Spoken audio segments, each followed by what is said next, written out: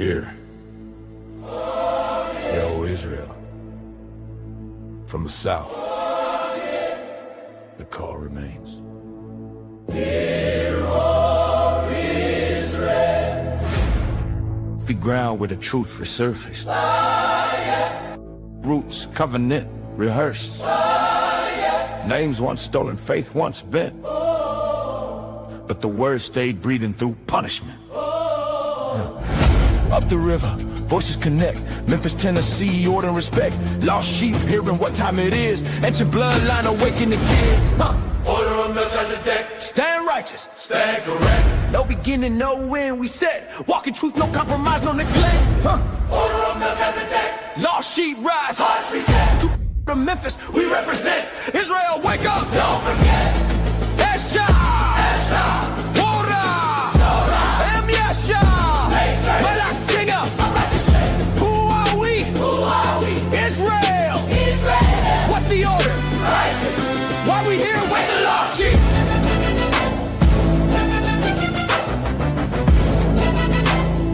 This is order. This is remembrance.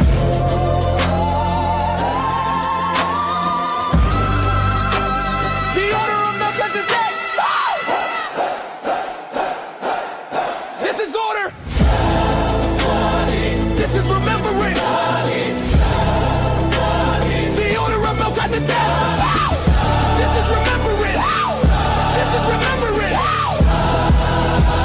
The order of Melchizedek.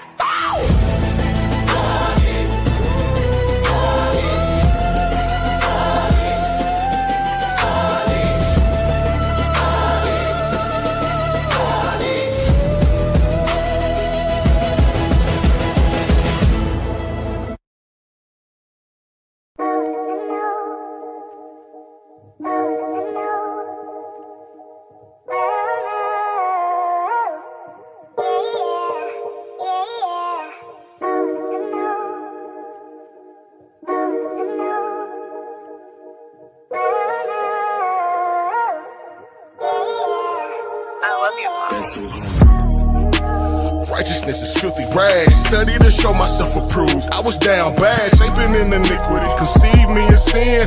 Plead the blood of Christ. It's the only way to win. It's holy ruach on me. That's a blessing. He showed me what's gonna happen. I ain't stressing. Get my mind right. Had to change my life so I can be a light. A vessel of his honor. Nah, I didn't fight it. Preaching the good news of his kingdom. I done been indicted. A prisoner in Christ, not a devil slighted. Warring with the demons, trying to steal my soul. Salvation more precious than gold. I'm on the floor with my face bowed, crying out, here I go.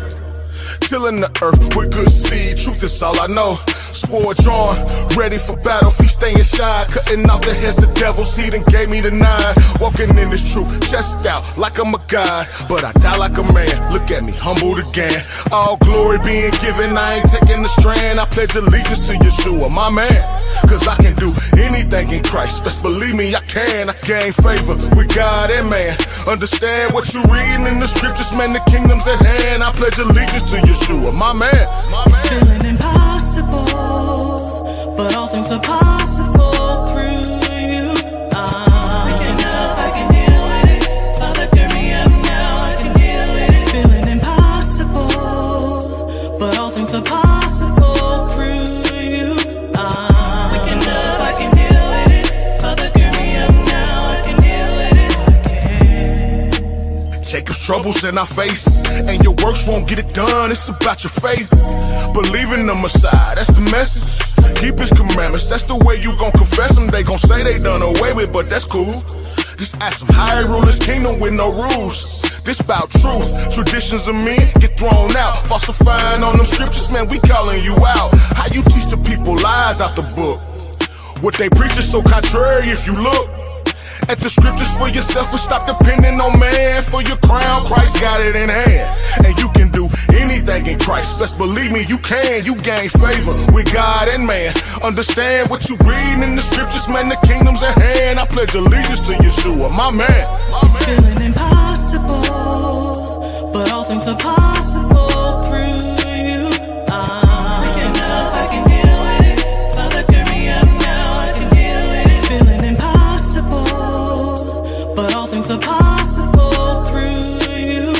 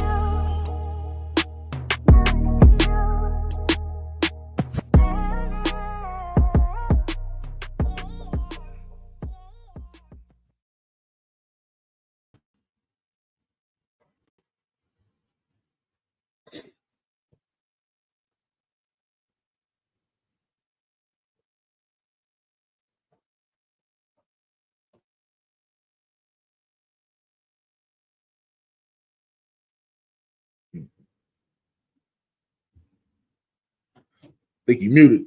Uh,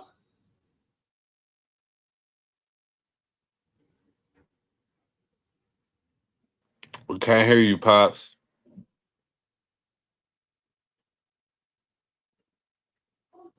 all praise, honor, and magnificent glory is unto our Elohim, Elohim of Abraham, and the Elohim of Ishak, and the Elohim of Yaakov. We give him praise, honor, and great glory to our King, our Can Prince, you hear him, D-Row? our Can't Savior, hear him. Yeshua HaMashiach. He coming back to get the record straight for Israel, because of Israel, and even between Israel. We got the young gunners in the building, here to dispensate the word of the Most High Yah. And with that, I turn it over to the brethren. Go ahead, T. Go ahead, TJ. My Pops, I couldn't hear nothing you just said. I don't know why I couldn't hear you. But Shabbat Shalom to all. You know what I'm saying? Shabbat Shalom to everybody in the chat. Yes, sir. Man, we back. We back. You know what I'm saying? Mhm. I'm gonna let y'all know I'm gonna be back next week. It is a part 2 to this.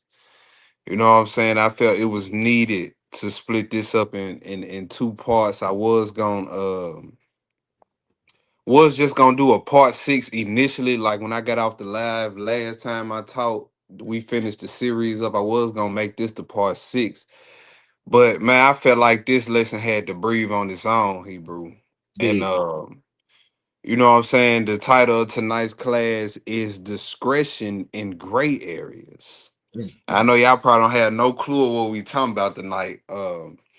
But before I get into it, Hebrew, I want to put a disclaimer out there because we are gonna get into a segment tonight, and y'all know I usually give y'all the objectives of or a rundown of what we gonna be getting into.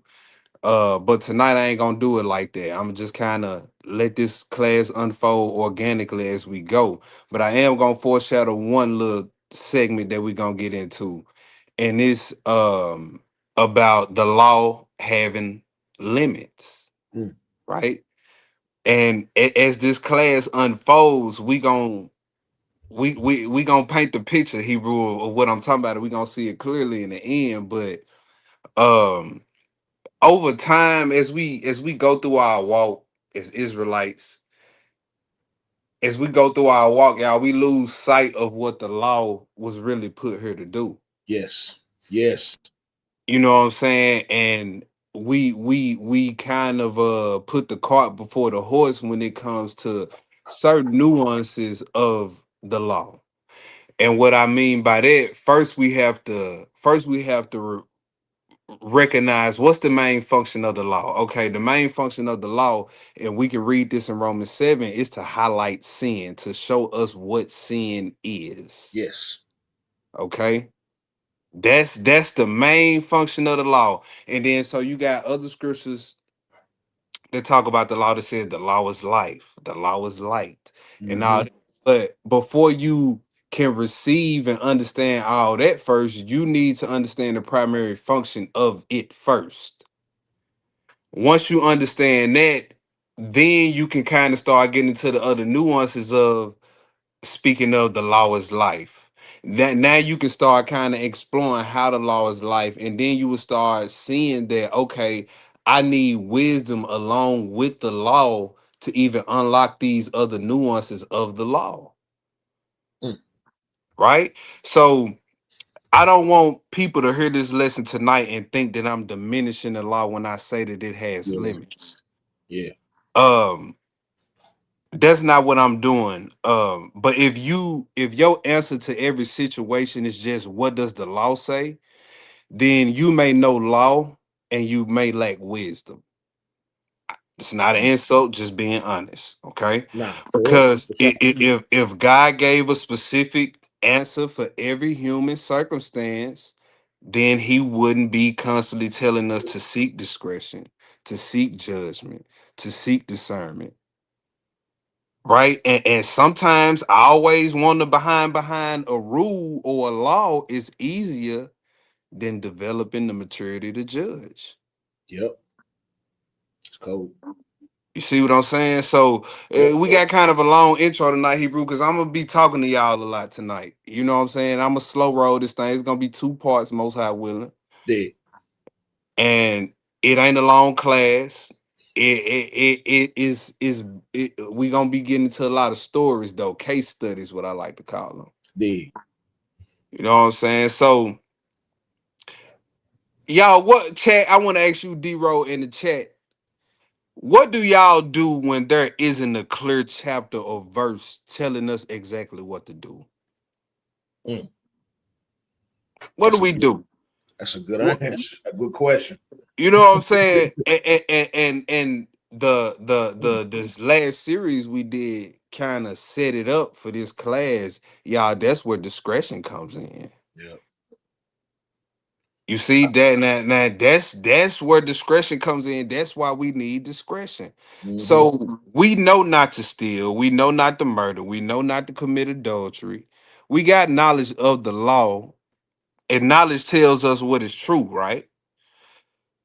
Discretion tells us though when to speak, when not to speak, when to fight, when to walk away, when to confront. All right, so in the Israelite community in 2026, everybody got facts, Hebrew. Yep.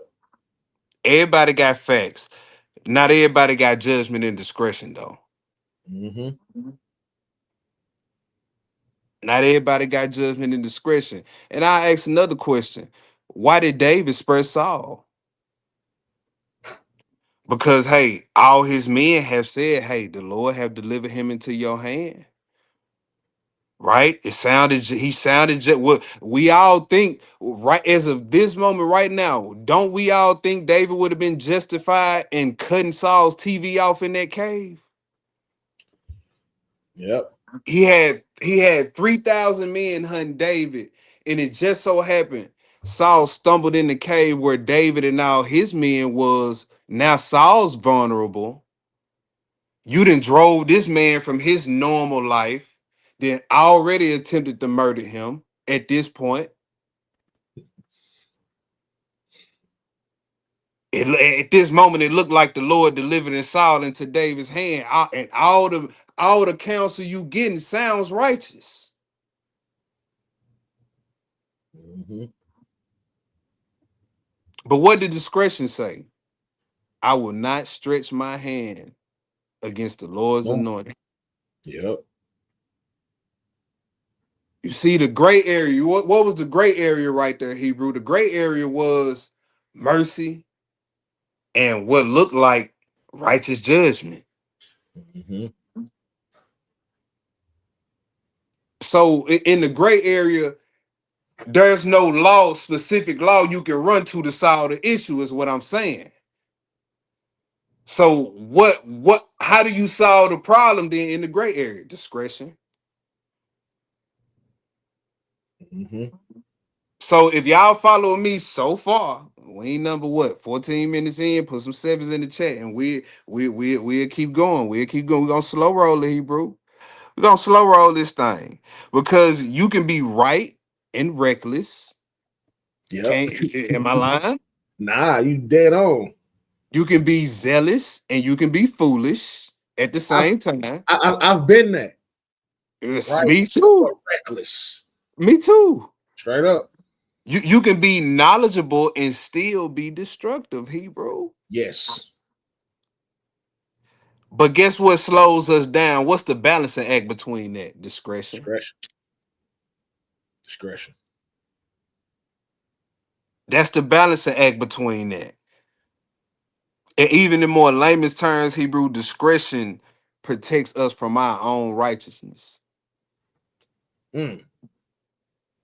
That just to put a definition right off the bat on discretion. Because when you look at it in a concordance is kind of vague. It references you back to a few root words, and you would have to kind of combine the definitions of all those root words together to kind of get a clear definition of discretion.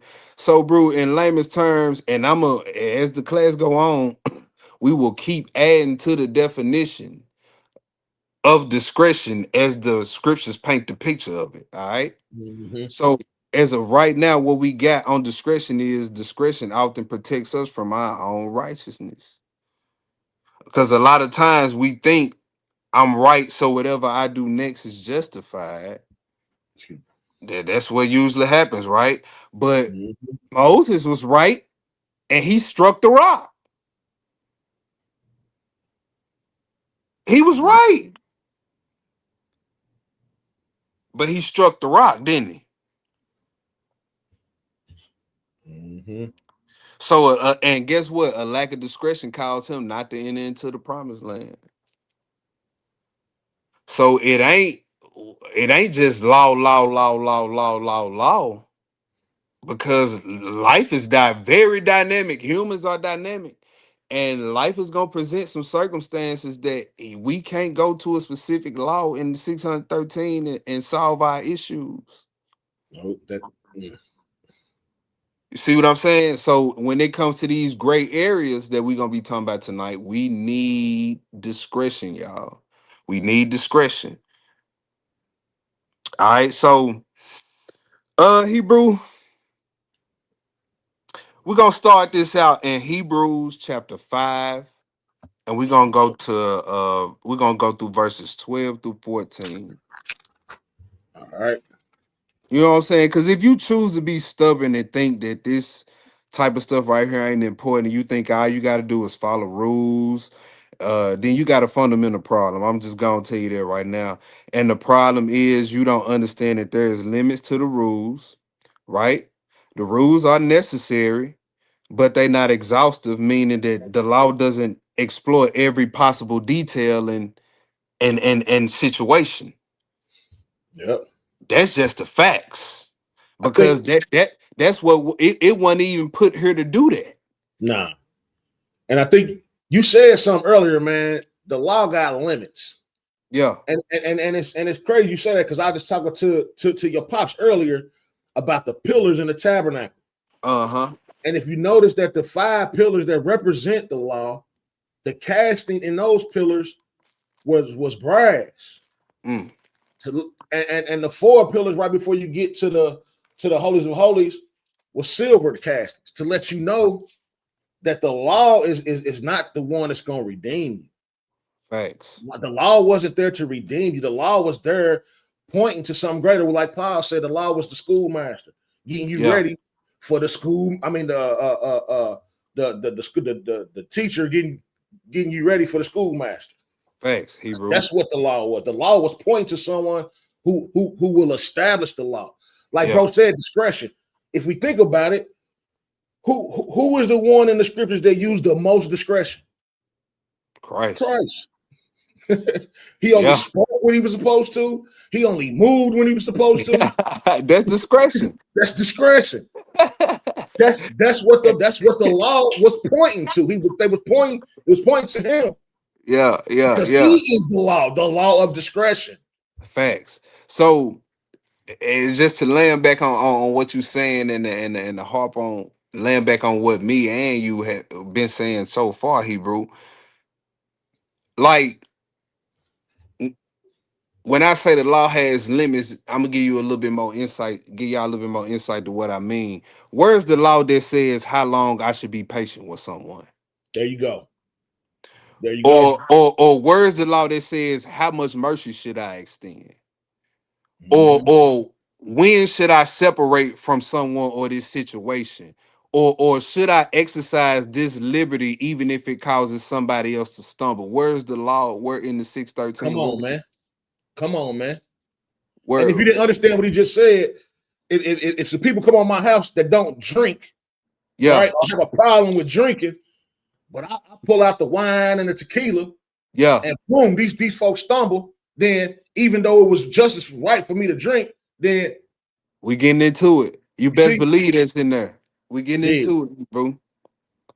because like a lot of people fall under the impression that the law is all you need. And when you at a certain level in your walk, that is sort of a golden rule, Hebrew. I'm not gonna lie, golden principle, right? Yeah. But as you mature, you see that the law don't cover every situation that you gonna go through in this walk, Nope. and you gonna need wisdom as well as discretion to navigate through those situations. Mm-hmm. That's just me speaking from a experience standpoint and a mature standpoint. You know what I'm saying? Mm-hmm. If y'all wanted if y'all wanted the law to cover everything, then he just want rule followers. Yep. But instead, he created the law knowing it wasn't gonna cover everything. Why? Because he left some things up to wisdom and to discretion to handle, so that he could not create rule followers, but people who reflect his true character. Pure hearts. Yeah. Pure hearts. So without further ado, Hebrew, let's get into it. Hebrews 5, chapters 12, and we're gonna go through verses 12 through 14, Hebrew. And right All here, right. y'all, Paul is addressing people who should have been progressed and matured spiritually by now. Mm. All right. So let's get into it, Hebrew. Let's get into it. All right. So in Hebrews chapter 5, verse 12. For in the time ye ought to be teachers, ye have need that one teach you again, Yeah. which be the first principles of the oracles of God, and are become such as have need of milk and not Right. of strong meat. So, like I said, he addressing people who should have progressed by now. So, based on how long you've been in the truth, you should be further along in your ability to handle the truth. Mm-hmm. That's how it's supposed to go. Now, it's a stage where somebody tells you, do this, don't do that. This is clean, this is unclean, right? Hebrew, we all been there. Yep. Um, but maturity can't remain dependent on somebody giving you explicit commandments for every situation. You got to grow eventually, y'all. All right. Mm-hmm. Keep reading, Hebrew. For everyone that uses milk is unskillful in the word of righteousness, for he is a babe. Mm. Be What? strong. Yeah. Hold on. What verse you at? 14. You at 14. Stop right there. Read. I meant to stop you at the bottom of 12. I'm sorry, Hebrew. Oh, Read the okay. bottom of 12 again, where it starts at and have such become need of milk. And are much such as have need of milk and not of strong meat.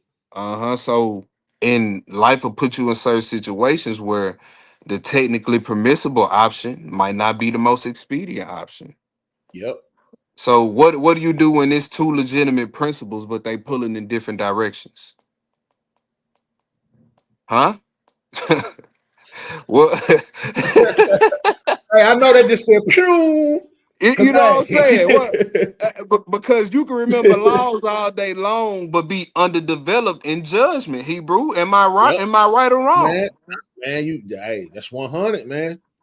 So what 100. happens when the question isn't should I help this brew or not, but it's at what point is helping this brew enabling this brew? What if that's the scenario? Yeah. What if the scenario is should I forgive, but does forgiveness require restoring the same level of access? What if that's the scenario? That's the gray areas we talking about tonight. See what I'm saying? Go ahead, Hebrew. 13. Uh-huh. For everyone that uses milk is unskillful in the word of righteousness, for he is a babe. See that? So this is bigger than just you don't know Bible verses. All right. This is saying you're inexperienced. Your lack of skill of knowing how to apply information. This is what it's Yeah. going into. Yeah. All right. So it's not insulting young people in the truth. That's not what it's doing. He's actually writing to people that's been in the truth for a long time and ain't matured. This is actually who Paul's writing to right now. Wow. Go ahead, Hebrew. 14. but strong meat belongeth to them that are of full age. So he said, strong meat belongs to the other age. And a babe in this instance, like I just said, he talking to people who've been in the walk who should have matured but hadn't matured. A babe in this instance needs this all the time decisions simplified. All the damn time. Mm-hmm. You see what I'm saying? You tell a child don't touch the stove. You don't have to explain heat transfer and thermal Yeah, conductivity and residual heat and all that. You just get them a rule, and eventually maturity, they'll figure out the other stuff we just named out, right? That's what a babe does in this walk, in this instance right here. They what a law at for it. Do the law yeah. say it? But all the time, it ain't always that clear cut and dry. Mm-hmm. It ain't always and the milk, it tells us what to do. The meat trains us to understand why and the how. Yep. Pick up verse 14 at the top again, Hebrew. Go ahead. But strong meat belongeth to them that are of full age, Yeah. even those who by reason of use You see have their that? senses. Reason of use. So maturity comes through exercise application, not just hearing, not just studying, not just remembering the laws, actual use, actual applying. Clients. Yep. You see that discretion is only developed through repeated engagement, Hebrew, Yep. with real life decisions.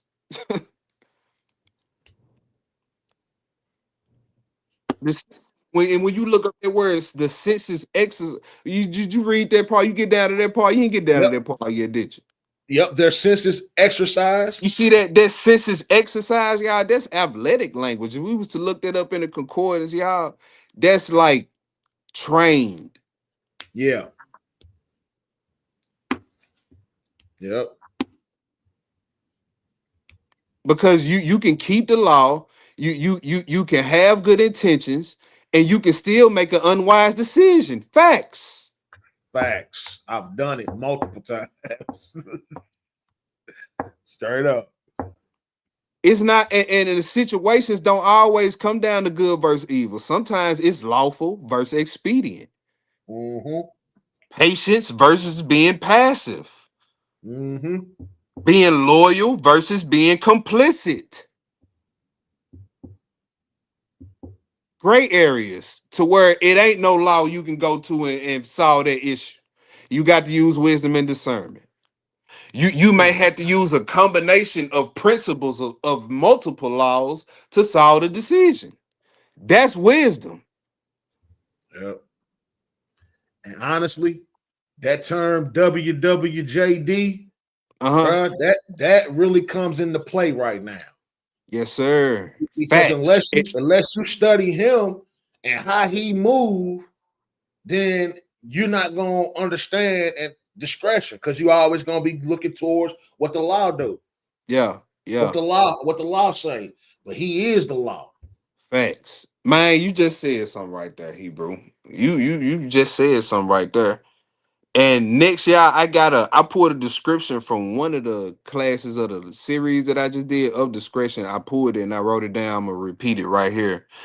Like I said, we just gonna keep building on the definition. So every definition I give you about discretion, just add it to your notes, build upon it. All of it runs together. All Yeah. right. So it says, I got down here the discretion, the ability to judge what is wise, appropriate, and righteous in situations where the correct course of action isn't spelled out. Wisdom applied to circumstances. Hold on, no, never mind. There was this. There's something I'm reading in another note right there. But that was it. I'm gonna read it again. The ability to judge what is wise, appropriate, and righteous in situations where the correct course of actions isn't spelled out. All right. So we just gonna keep adding on our definitions of discretion as we go on. All right. So Hebrew, let's keep going. Let's go to Proverbs chapter 2, verses 1 through 11 next.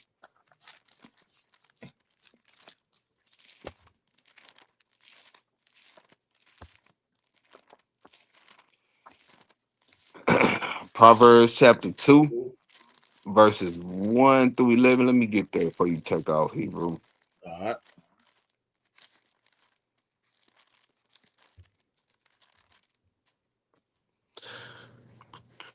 All right, when you get it, Hebrew, go ahead.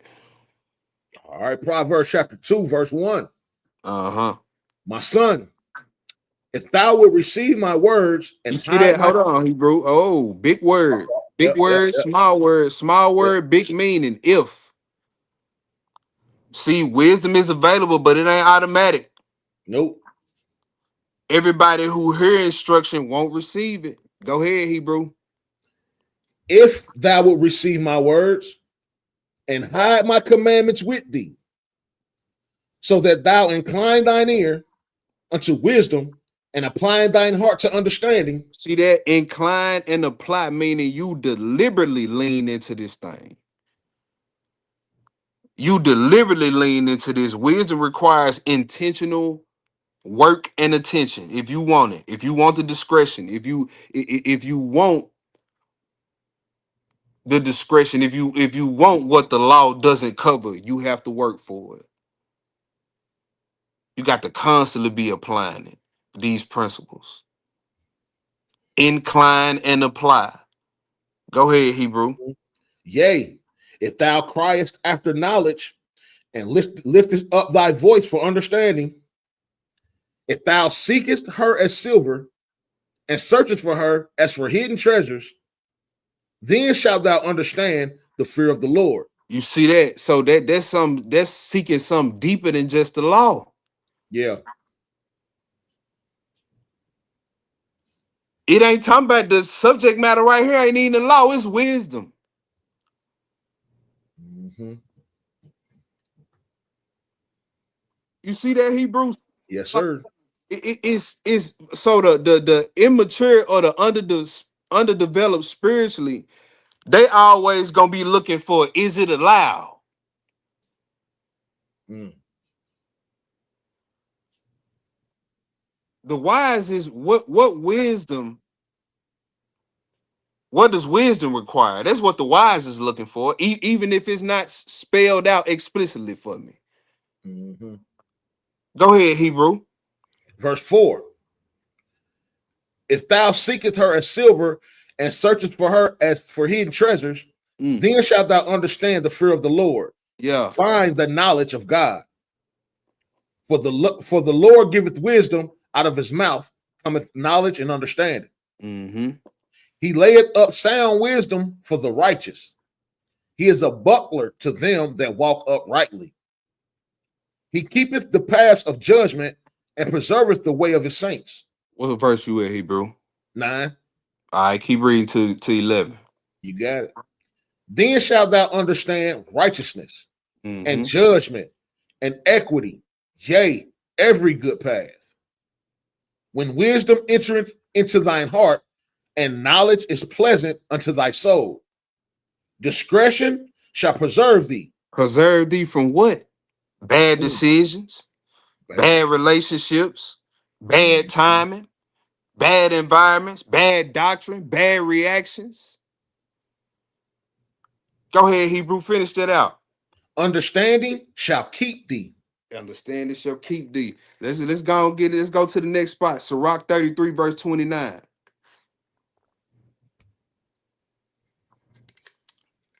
Then we're gonna get into our case studies after this.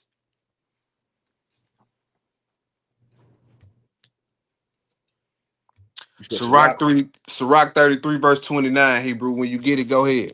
All right, Sirach 33, 29. And it reads, but be not excessive toward any, Mm-hmm. and without discretion do nothing. And without discretion, do nothing. Without discretion, do nothing, Hebrew. Let's go and get into it, Hebrew. Let's get into this thing. Yeah. Let's go to 1 Kings chapter 3, verses 5 through 12. 1 Kings chapter 3, verses 5 through 12, Hebrew. Rest of this lesson consists of stories. Part 2 probably ain't gonna consist of none of more stories showing this principle that we talking about tonight. All right, so 1 Kings 3, 5 through 12. Yes, sir. When you get it, go ahead. All right.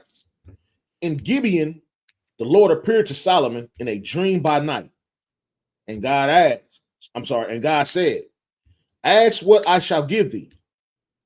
And Solomon said, thou hast showed unto thy servant David, my father, great mercy, according as he walked before thee in truth, and in righteousness, and in uprightness of heart with thee. Mm-hmm. And thou hast kept for him this great kindness, that thou hast given him a son to sit on his throne as it is this day. Yeah. And now, O Lord, my power, thou hast made thy servant king instead of David, my father, and I am but a little child. I know not how to go out or come in. And thy servant is in the midst of thy people, which thou hast chosen, a great people that cannot be numbered nor accounted for multitude. Uh-huh. Give therefore thy servant an understanding heart to judge thy people. Give me more laws.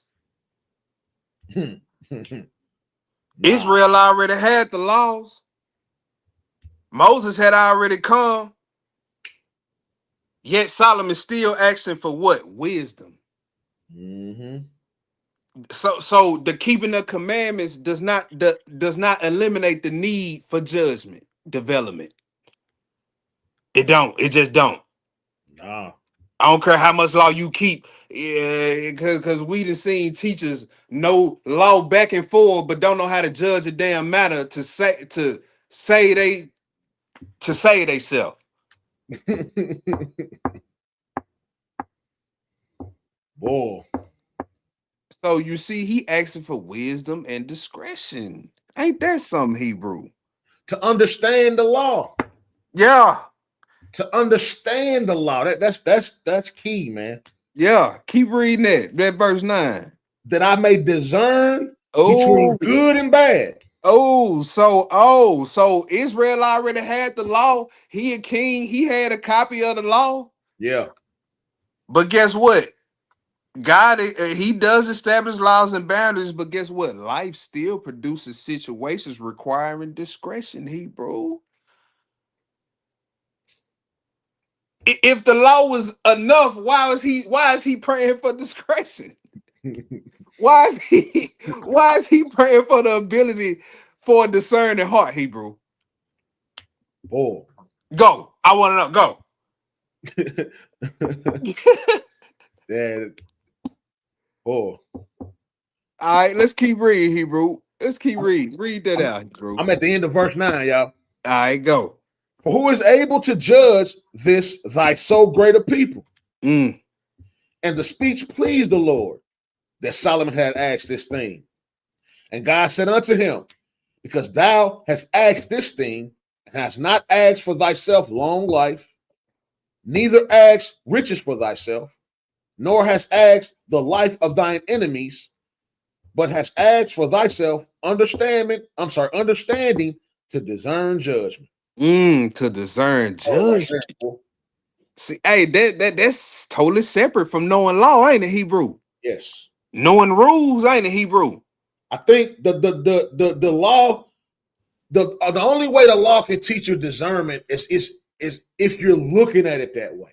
If you're looking at keeping, but guess why you have to be looking at it that way, Hebrew? That's what I'm saying. Wisdom. You got to, man. Like you said it earlier. Why did he tell me not to eat pork? Why did he tell me not to worship idols and not to create images that's in the heaven? Why did he tell me to do that? Right. When you start looking at it like that, then it's going to teach you the wisdom. The wisdom. And you can't have, and discretion is like the best friend of wisdom. It comes when you get wisdom, that come with it. Yep. You see what I'm saying? Discernment and discretion come with it. So if you got wisdom, you already got the two D's. Yep. That come with it, Hebrew. Did you finish that out to 15? Do 12, I mean, do 12. I'm at verse 12. Okay, go ahead. Read Yeah, I'm that at out. verse 12. Finish it out. Behold, I have done according to thy words. Mm. Lo,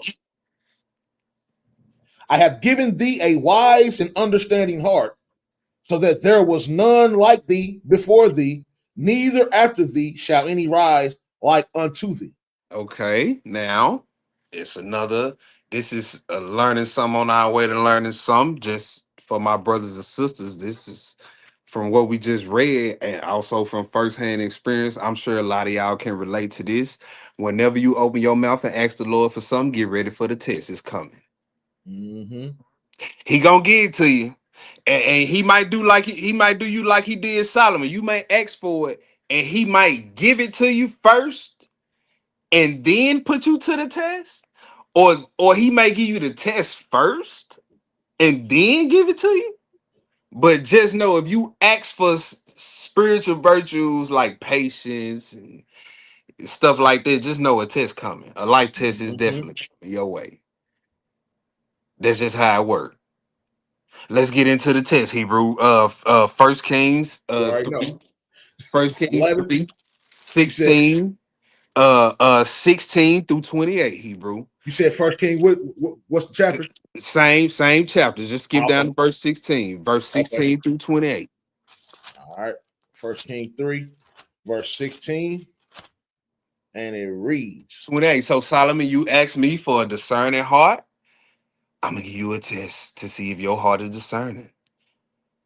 Now you got to use the wisdom that I gave you. Now you got to use it. All Mm-hmm. right, let's get it, Hebrew. Because Verse see, 6. right here, we all familiar with this story. Just set the groundwork, Hebrew. It was no witnesses, no DNA tests, no confession, just two people telling the same story. So technically, that's a what they call it. That case supposed to be thrown out. He said no witnesses, no DNA test, no nothing, No bro. confession, no nothing. Just Yeah. two people telling the same story, Hebrew. Mm. So and what law? Now answer me this. What law is you gonna go to solve this scenario right here? You can go to a law that talk about lying. You can do that. But what law is gonna tell you which woman is lying That's what I was just about to in, ask you. in this circumstance? That's what I was just about to ask you. Which one? Which one lying though? So I'm presenting to y'all before we get into it. I'm presenting to you the gray area. This is Yeah. the gray area. So discretion got to come in at some point, correct, Hebrew? Correct. All right, let's get into it, Hebrew. First Kings chapter 3, 16 through 28. When you get it, go ahead. Then came there two women that were harlots unto the king and stood before him. Stood before him. So it's time to judge a matter. Now, these two harlots. So these ain't people who reputations you can just really trust. Exactly. Solomon ain't got nothing to go off of. No first-hand information, no beforehand information, no nothing. These really wouldn't be liable witnesses in the case because of their lifestyle. They probably wouldn't be liable witnesses. I'm just saying that because, if we talking about courtroom situations, you know what I'm saying? They talk about liable witnesses, they probably wouldn't have been there if. Yeah, I mean, you're right. According to this circumstance, that ain't a lie. Yeah. So let's get it, Hebrew. Pick it up. Where we at? Verse 17. Verse 17. Okay, I think this is the first woman's testimony. Go ahead. And the one woman said, "Oh my Lord, I and this woman dwell in one house, Mm-hmm. and I was delivered of a child with her in the house. Mm. And it came to pass the third day after that I was delivered." Hold on, Hebrew. So the first woman goes. Now, just like I said, Solomon has no first-hand knowledge of nothing.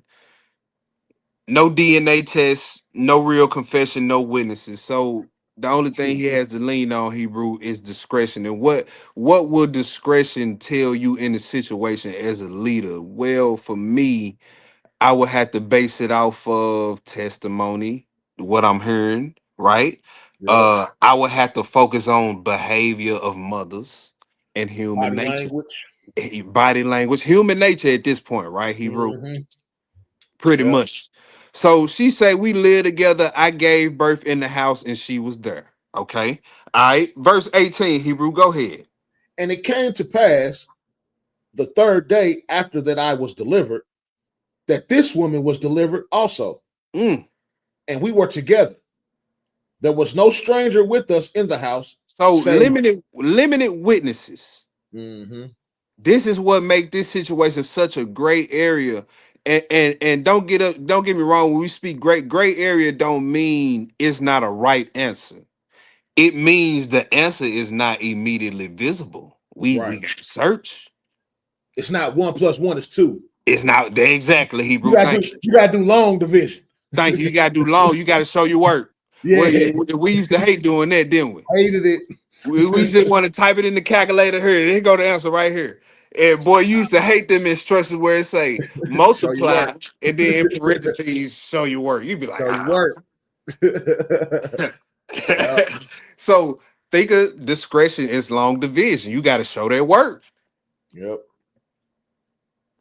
All right, go ahead, Hebrew. Verse 19.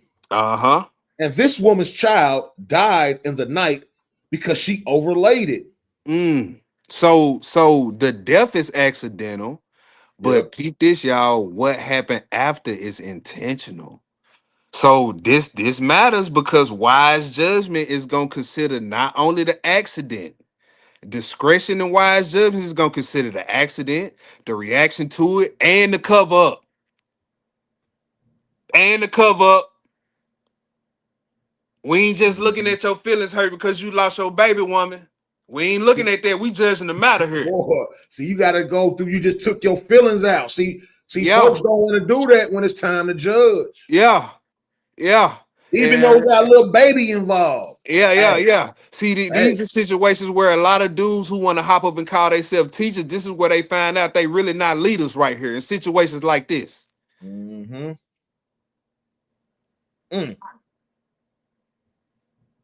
See, sometimes what makes things gray is not every harmful outcome has the same kind of heart, and that's facts too.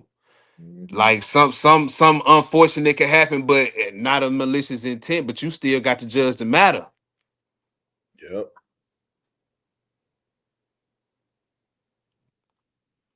Go ahead, Hebrew. So we have verse 20. Okay. He arose at midnight and took my son from beside me, while thine handmaid slept, and laid it in her bosom, and laid her dead child in my bosom. And when I rose in the morning to give my child suck, behold, it was dead. But when I had considered it in the morning, behold, it was not my son, which I did bear. Mm.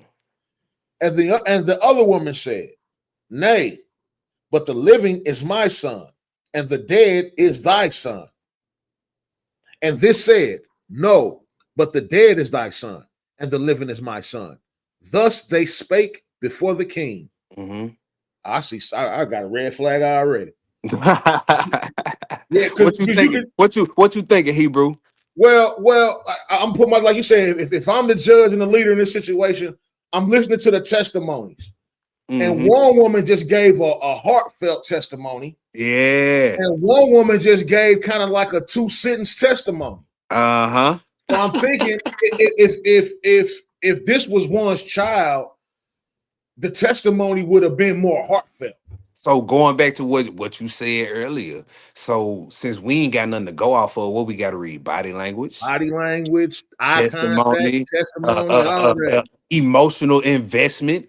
Yeah, bro. See, this the thing. This what you got to understand. You want to hop up and call yourself an elder, a leader, a teacher, a bishop, whatever you want to call yourself. Yeah.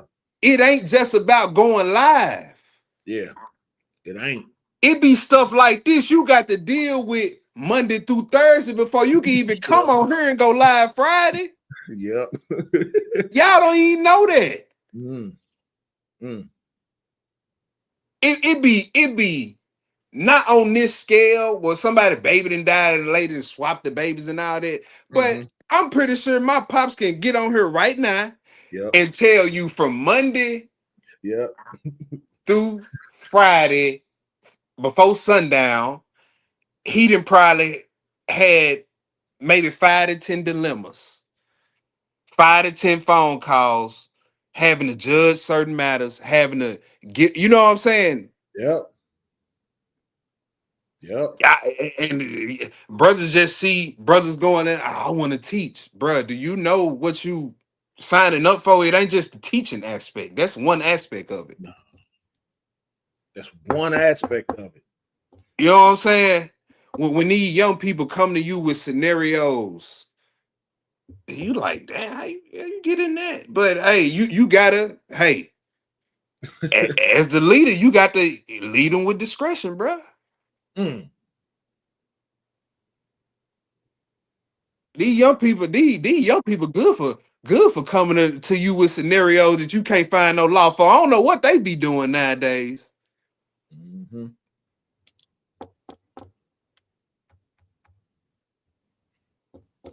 So hey, bro, hey, this what being a leader all about right here. Oh, You sure you wanna, you know, it ain't just all about going live and teaching. no, it's not. Sometimes this thing about helping people solve situations where you ain't got no knowledge of. You just got two conflicting testimonies with no direct law to go to to help you solve the situation.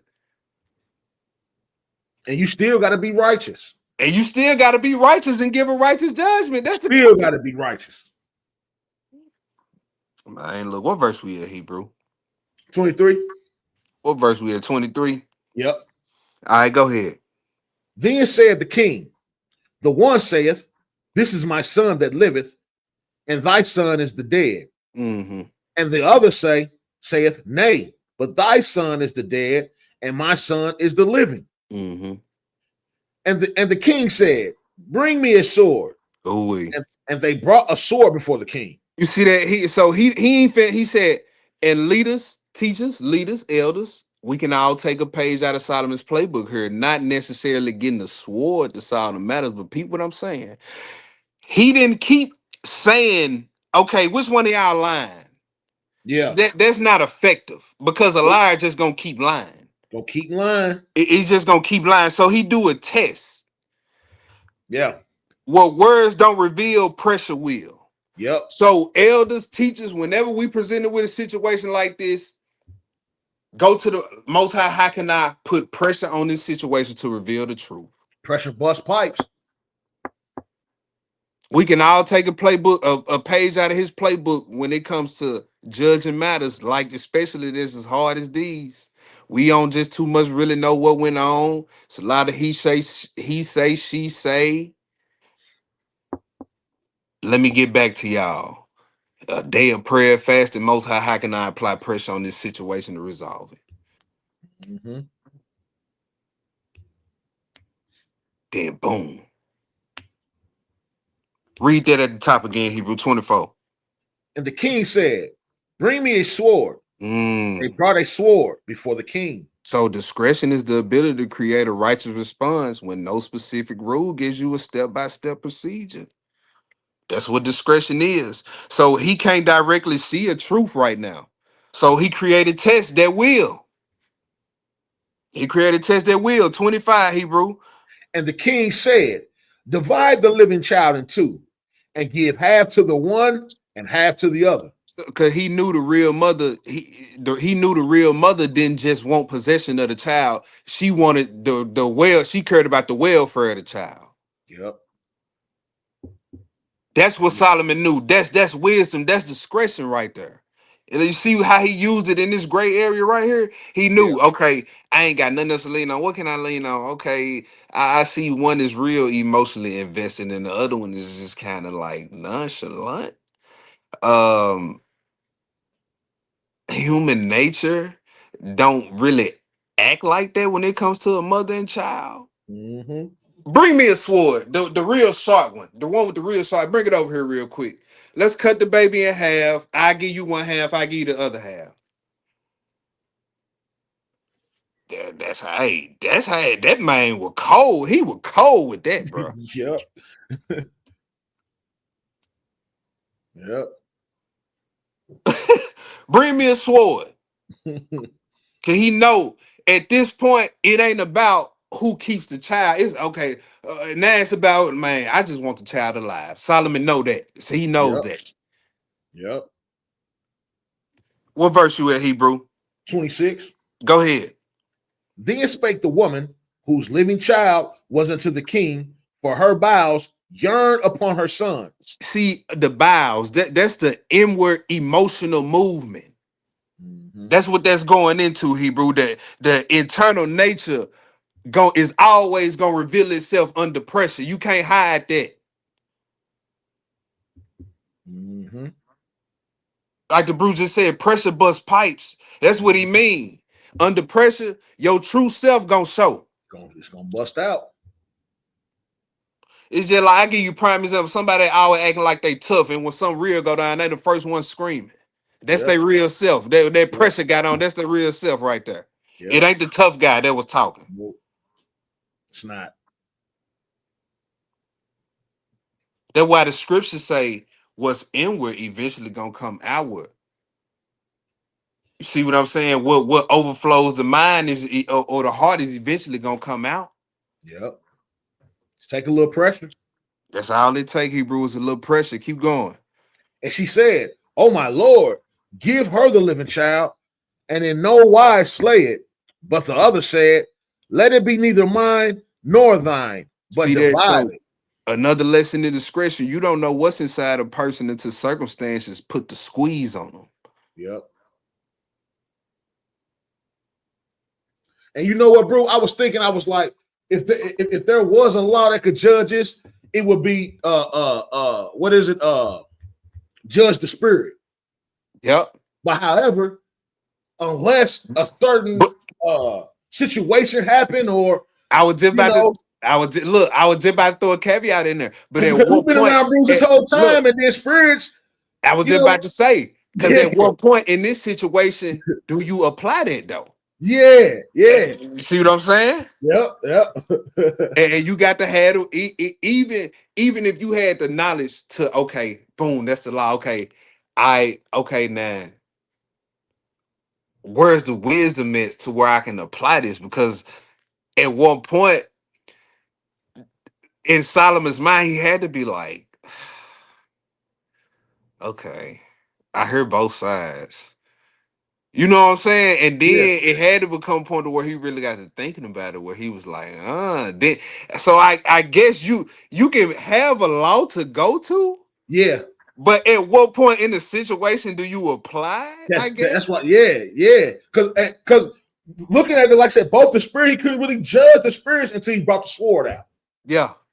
Until he brought the real spirit actually came out. Because it's a fact, bro. You really don't know people until that pressure put the squeeze on. The ish hit the fan. Yeah. You know what I'm saying? Because folk can be operating a certain way this whole time, but until something really happened, they true spirit come out. True spirit come out, and we all just witnessed that in this ministry. Come on now. Verse 27, Hebrew. Then the king answered and said, "Give her the living child, and no wise slay it. She is the mother thereof." And all Israel heard of the judgment which the king has judged, and they feared the king, for they saw that the wisdom of God was in him to do judgment. Man, Solomon just put on a master class for us in discretion, bro. He listened. Then what he do, Hebrew? He found the contradiction. He formed the test. He observed the reaction, rendered the judgment. In that order, that's how we do it, teachers. That's how we do it, leaders. That's how we do it right there. All right, Hebrew. We threw it there. Let's drop that. Let's go to the next part. 1 Corinthians 10, 23 through 31. 1 Corinthians 10. If y'all with me so far, if everybody understand, don't just be lying now. If y'all understand and following me so far, put some sevens in the room. I ain't gonna go till we got enough sevens up in there. So put some sevens in the room if everybody following so far. If everybody following so far, put some sevens up in the room.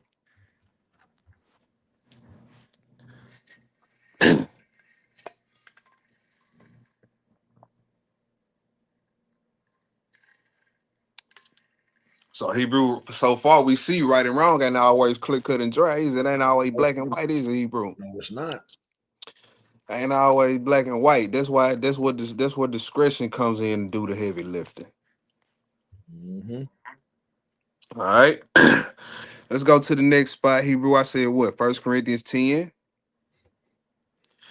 And let me get there, verses 23 through 31. And basically, what this going into, y'all, even this is going into,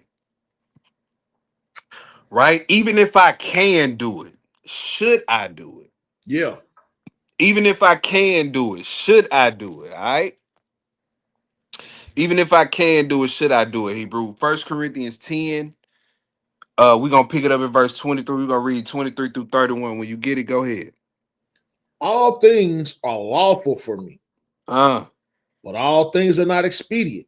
uh-huh. All things are lawful for me, but all things edify not. All right, so let's look at this in three categories, right? Let's look at it in three categories, Hebrew: lawful, expedient, and edifying. Lawful, expedient, edifying. Now, they are not identical.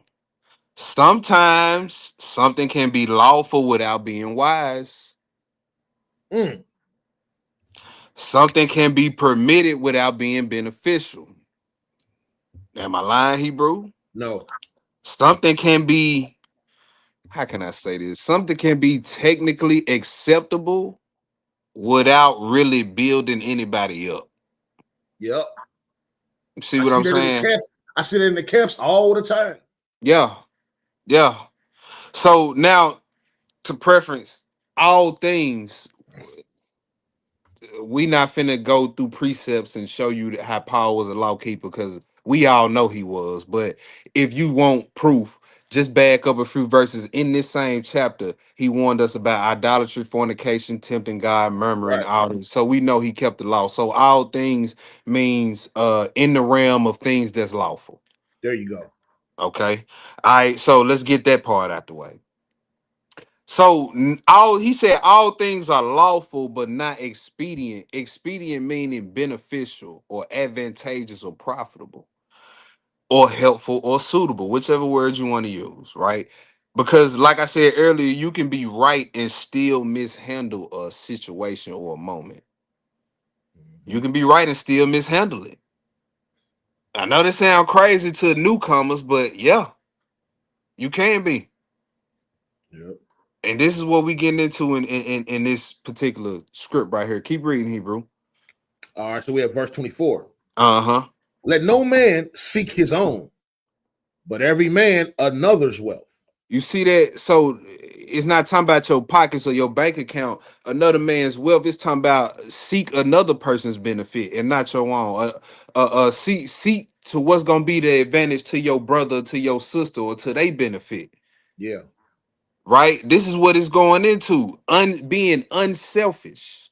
Okay. All right, go ahead, Hebrew. Whatsoever is sold in the shambles, that Mm. eat, asking no questions for conscience sake. So he said, whatever sold in the meat market, which is the shambles, therefore you eat. So what is basically going into, if no real moral issue exists, don't manufacture one. Boom. That's bad. Yeah, straight. Can I give you an example? Yeah, go ahead, Hebrew. Straight up, straight up. So we like Chinese food, right? Now Uh-huh. the Chinese food that you know is pretty clean and acceptable. But Uh-huh. we get in there and they got their demonstration of how they got the little Buddha thing with the I already oranges. know it. You already know it. Hey, get your food and get out of there, man. Get your food and get out. Because Get your because food and get because, out. because if that's the case, then when Walmart on Christmas time got the Christmas trees all up everywhere, hey, you still go in there and get your hamburger, French fries, and your I'm chicken, saying. and you know what I'm saying? Don't That's go in fact. the Chinese place. Get to talking about, hey man, who y'all worship? Yeah. Yeah. Who is that really right there? Uh-huh. Just get your stuff and get up out of there, man. Yeah, because see now we already got gray areas in this life that naturally exists. With that, you creating one that Mm-hmm. don't even need to be there. Mm-hmm. You know what I'm saying? We in verse 20, what, Hebrews 6? 26. Yep. Up, read verse 26. Yes, sir. For the earth is the Lord's and the fullness thereof. So Paul's basically saying the meat ultimately, we know he talking about lawful meats. Right, He's right. saying the meat ultimately belongs to God. There you go. The idol don't possess it. There So you go. you know what I'm saying? Whatever pagan ceremony they did over the meat before it got to the whatever ritual they did over the New York strips before it got to Kroger. Dig. It don't transfer the ownership from Christ to them. That's what No, Paul's saying in this verse. no. Give you Go another ahead. example that really came to mind real quick, bro. Go ahead, Ain't Hebrew. that, Go ahead. ain't this like when Joseph, the lady tried to curse him with the food, Mm-hmm. he was like, man, this don't mean nothing to me. And ate it right there in front of her, like, bro, I don't this don't mean nothing to me. This don't That's a hurt me. perfect example. And That's a smashed it perfect right in her face. Like, what is this? precept. That's a perfect precept, Hebrew. Yeah. All praises for that. All praise for that. Verse 27. If any of them that believe not bid you to a feast, let me read that again. If Uh-huh. any of them that believe not bid you to a feast, Mm-hmm. and ye be disposed to go. I stop right there. So it says, if any that believe not. So let's put some things in perspective right here. Not every believer eats unlawfully. I'm gonna say that again. Not every unbeliever eats unlawfully. Nope. Y'all got a lot of family members that don't follow the script, but they don't eat pork, they don't Yep. eat shrimp, they don't eat, you know what I'm saying, seafood and all that. So if an unbeliever bids you to a feast, let's say you have an unbelieving parent, mom or dad, right? Yeah. And they say, "Hey, son, I know you don't do the pork thing. You know I don't eat that mess either. But I really want to see you this weekend, so I'm throwing some lamb on the grill, throwing some beef ribs. We have some spaghetti, baked beans is gonna have beef in it, of course, and all that. I just want you to come over. Now, dispose mean you thought about it Yeah. and you Yep. chose to go." Because you heard what was on the menu. Yep. Okay, I can rock with that. This ain't no Father's Day. This ain't no little Yeah. pagan holidays. This is a regular Yeah. Sunday or Saturday evening, night or something. You know what I'm saying? Yeah. Yeah. So you get over there.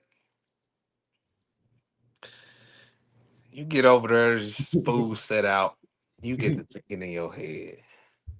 I want to know if they ate some bacon this morning. I don't know. They cooked. Did she cooked? Bro, it's crazy. That's me though, bro. Like I get over there and be like, and the guy the like, man, I wonder if they had some pork ribs on this grill the other day. I promise you, bro. Man, I wonder if they had some ham hocks in that damn. Look. Let's see what Pa got to say to that. That's crazy because hey, whatsoever is set before you, eat it. He said, eat it. Eat it. Look, if they told you that they were cooking lamb, don't go over there with the micro. You know what I'm saying? They probably were cooking some bacon in that oven earlier, man. I can't. You know what I mean? She got the yams in the same Pyrex pot. She probably had the pork breakfast sausage in this morning. Yeah. Boy. Man, they look. Come on, man. He said, look, don't create a gray area when you don't need to. Yeah. He said, ask no questions for conscience sake, right? Verse 28. Go ahead, Hebrew. But if any man say unto you, this is offered in sacrifice unto idols, eat not for his sake that shoot it. Let's give him an example of this, Hebrew. Let's drop the other shoe now. So now that same parent calls you, hey baby, I want to see you this weekend. It's I know you don't celebrate Christmas or whatnot, but we gonna have all clean food, lamb, beef ribs, chicken. You know what I'm saying? But this is our little Christmas family get together. They ain't they try not to call it a Christmas party so you can come. Yeah. They try to name it something else so you can show winter celebration.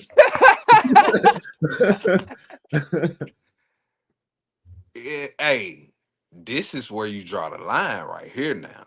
Mm-hmm. Cause in so many words, Mom Deuce just told you, hey, this It lamb is. is sacrificed to the idol of Christmas. Yep. Even though it's lamb, Yep. even though it's lamb, meat we can eat, they doing it under the spirit of a Christmas party. That's idolatry. Numbers 25, if you need the proof. Yep. All right.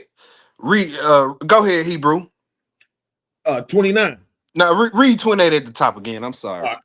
But if any man say unto you, this is offered in sacrifice unto idols, eat not for his sake that shoot it. So And this is the gray area with this, because the meat ain't changed. The beef didn't become pork or whatever the case may be. The circumstance changed. Right? Now they saying now this is offered unto idols. So now the circumstance changed. mm-hmm. So a different circumstance, hey, different action. So before somebody say anything, eat. After they say, don't eat. Yep. Pretty simple.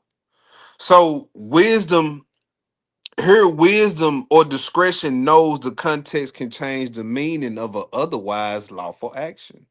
Mm-hmm. Yep.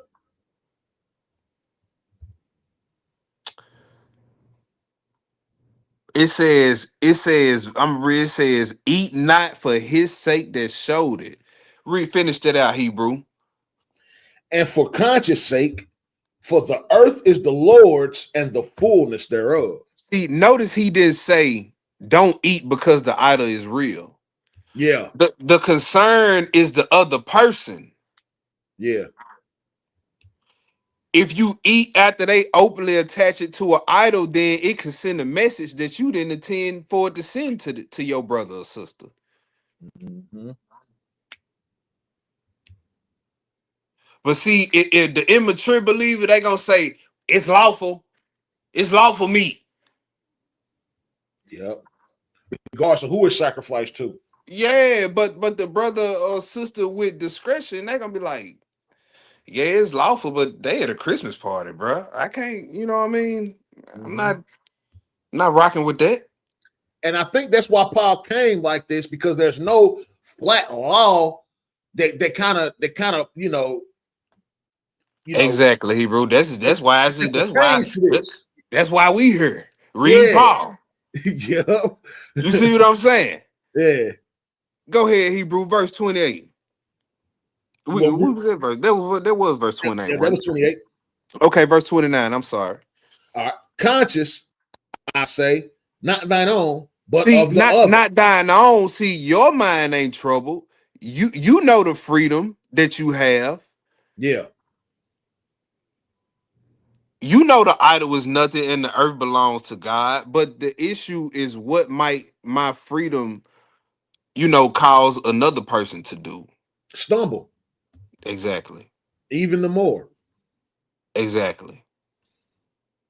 Go ahead, Hebrew. But of the other, for why is my liberty judged of another man's conscience?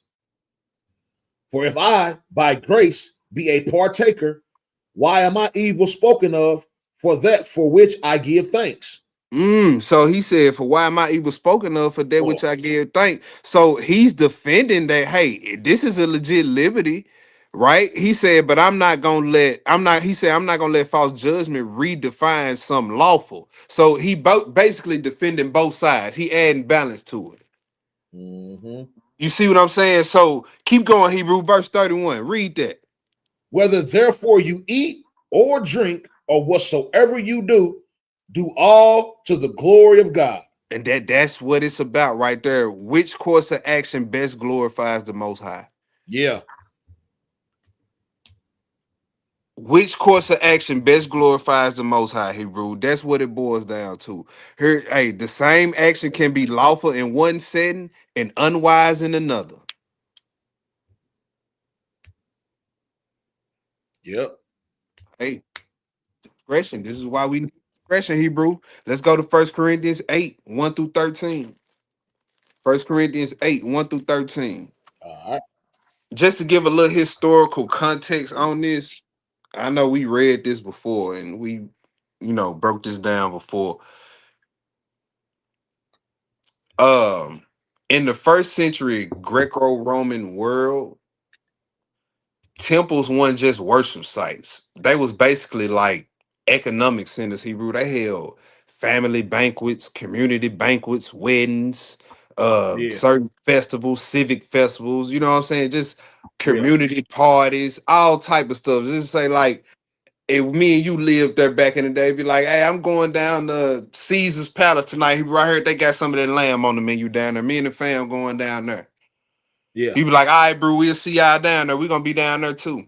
It's just what Brews did. They would go to temples where they were pagan temples, but they just wasn't for worship. They Right. was for other purposes. So that's important context for this particular scripture we about to read here. First Yeah. Corinthians 8. 1 Corinthians 8, verses 1 through 13. Hebrew, when you get it, go ahead. Now, as touching the things offered unto idols. So, okay, so let me preface this. This is going into knowing what you allowed to do versus knowing whether you should do it. All right, this is what this is going into. Knowing what you are allowed to do versus knowing whether you should do it. Okay, go ahead, Hebrew. I'm gonna start at the top again. Uh-huh. Now, as touching things offered unto idols, we know that we all have knowledge. So he said the subject matters is things offered unto idols. That's the subject matter. Yeah. Notice he didn't pull a law or a particular rule. Notice that. What did he do, Hebrew? He starts by addressing the mindset of the person making the decision. No, peep that, peep game. Yeah. Some believe the idol is nothing. Technically, they right. But you can be right in knowledge and wrong in application, if that makes sense. It makes a lot of sense. You can know the rule and still lack the wisdom to handle the situation. All right, go ahead, Hebrew, verse 2. Knowledge puffeth up, but charity edifieth. Mm-hmm. If any man think that he knoweth anything, he knoweth nothing, yet as he ought to know. So he's saying, so Paul's condemning the type of this arrogance that comes with knowing a lot in this walk, and you see it a lot. We see it a lot, Hebrew. Boy. And this what Paul addressing here in this verse. He's saying, a man that think he knoweth anything, he knoweth nothing yet is that he ought to know. Mm-hmm. Verse 3, Hebrew. But if any man love God, the same is known of him. Mm-hmm. As concerning, therefore, the eating of those things that are offered in sacrifice unto idols, we know that an idol is nothing in the world. Right. So in theory, knowledgeable believers, they correct in this, right? So, but what a gray area becomes so real right here, sometimes who you are correcting is not, they not factually wrong. And that's a gray area. They not factually wrong, but their application is off. See that? He like, hey, he said, as concerning therefore the eating of those things that are offered in sacrifice unto idols, we know that an idol is nothing. So if you want to eat things sacrificed to idols because you have that knowledge, you not technically wrong, is what he's saying. Yeah. Yeah. We're But not there is technically wrong. right.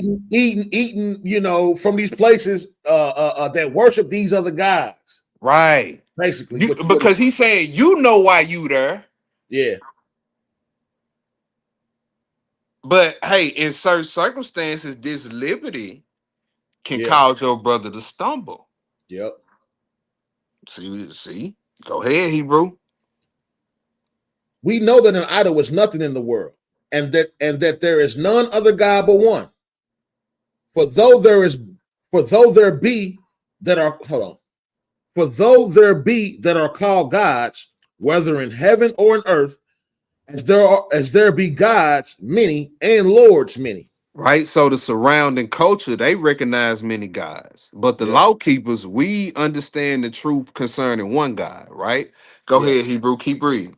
But to us, there is one. I'm sorry, but to us, there is but one God, the Father, Mm. of whom are all things, and we are in him, and Uh-huh. one Lord Jesus Christ, by whom all things, and we by him. Uh-huh. Howbeit, there is not in every man that knowledge. See, my mature believers, everybody is not where you are or have matured to where you have matured.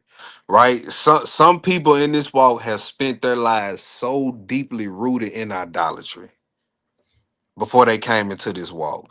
So when they see the meat, they don't process it as something neutral, Hebrew. They see the meat and think my old life. Mm. Mm-hmm. And this is the gray area where our liberty or our freedom or what's permissible by the law can cause somebody to stumble. It's just like say Hebrew, say if we had a brew come to the class, wanted to come around the class that were heavy out in the streets or heavy in drug use Yeah. and trying to turn their life around. And let's say they come to like how we kick it after the feast. What I'm saying, we'll go to somebody crib spot and we just kick it. It be the brothers in one room, sisters in another room. We be Yeah. doing our thing, right? Yeah. The brothers, we out there got the strong drink going. You know what I'm saying? Left handers. A brother that's coming out of that may see all that. And he might pull out a lean. He might think that that, and pull a lean bottle or something out. Yeah. So I say all that to say, hey, that brother might not been ready for that environment right there at that point in his Yeah. walk. You gotta use If discretion. that brother want to come hang with the bruise, we might have to put all that up. Yeah. So he don't get the wrong idea until our brother gets stronger. Yeah. You see what I'm saying, Hebrew? What verses we at? Verse 7. Yeah, verse 7. Go ahead, Hebrew. Howbeit, there is not in every man that knowledge. Yeah. For some with conscience of the idol unto this hour eat it as a thing offered unto an idol. You see that? So it's like they didn't process it as something neutral because hey, they whole life down. They knew hey, idolatry. Yep. But the believer, we looking at it like, hey, I give you another example. My daughters, you know what I'm saying, young girls, you know what I'm saying? They still at the point where they still learning the law. They ain't ready for a lesson like this. You know what Yeah. I'm saying? They Yeah. still learning the law, right? So I tell them right now, I got the training wheels on them. I tell them, hey, Easter, this is when they was real young. We a little bit more articulate now, but when they was real young, I could just say Easter, Christmas, Thanksgiving, all that's yucky. That's the word I use, yucky. So when they see it on TV, they're like, Daddy, that's Easter Bunny, that's yucky, Dig. right? So I'm grown enough to know that an idol is nothing. I can go to Kroger during Easter and go get me a Reese's with an Easter bunny on it. Like peel the damn wrap off, eat the And Reese's. smash it. Yeah.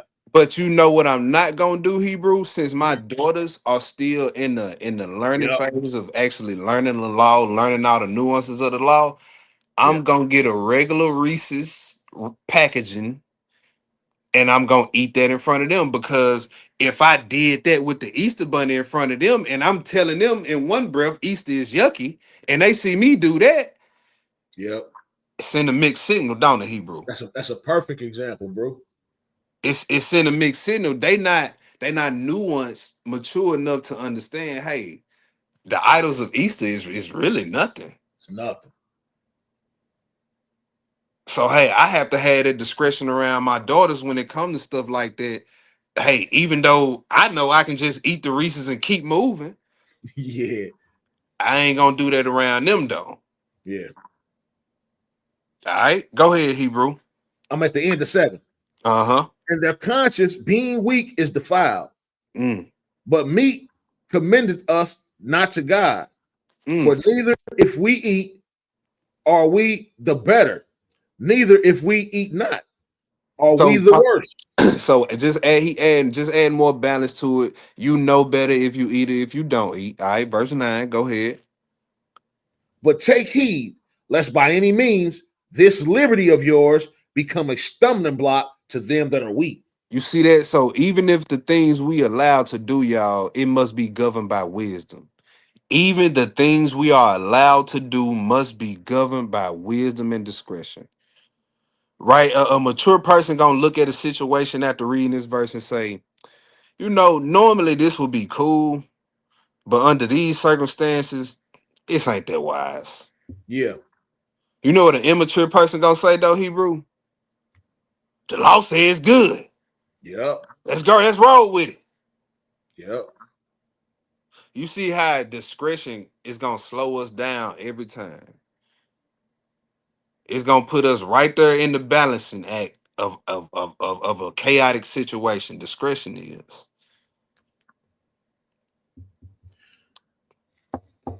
What verse you still in 9? Now I'm in 10. You in 10? Okay, go ahead. For if any man see thee which has knowledge, sit Mhm. at meat in the idol's temple, shall not the conscience of him which is weak be emboldened to eat those things which are offered to idols? All right, so remember, food ain't the issue, right? The issue is they participate while associating the act with idolatry. That's the issue. So two people can experience the same thing, can do the same thing while experiencing something different eternally. The believer can eat with no thought of the idol. Hey, this is just lamb. You know what I'm saying? They both believers in this sense. The brother with the weaker conscience, I should say. When he see the meat, he like, damn, this remind me of when I used to celebrate Christmas and all that. Mm-hmm.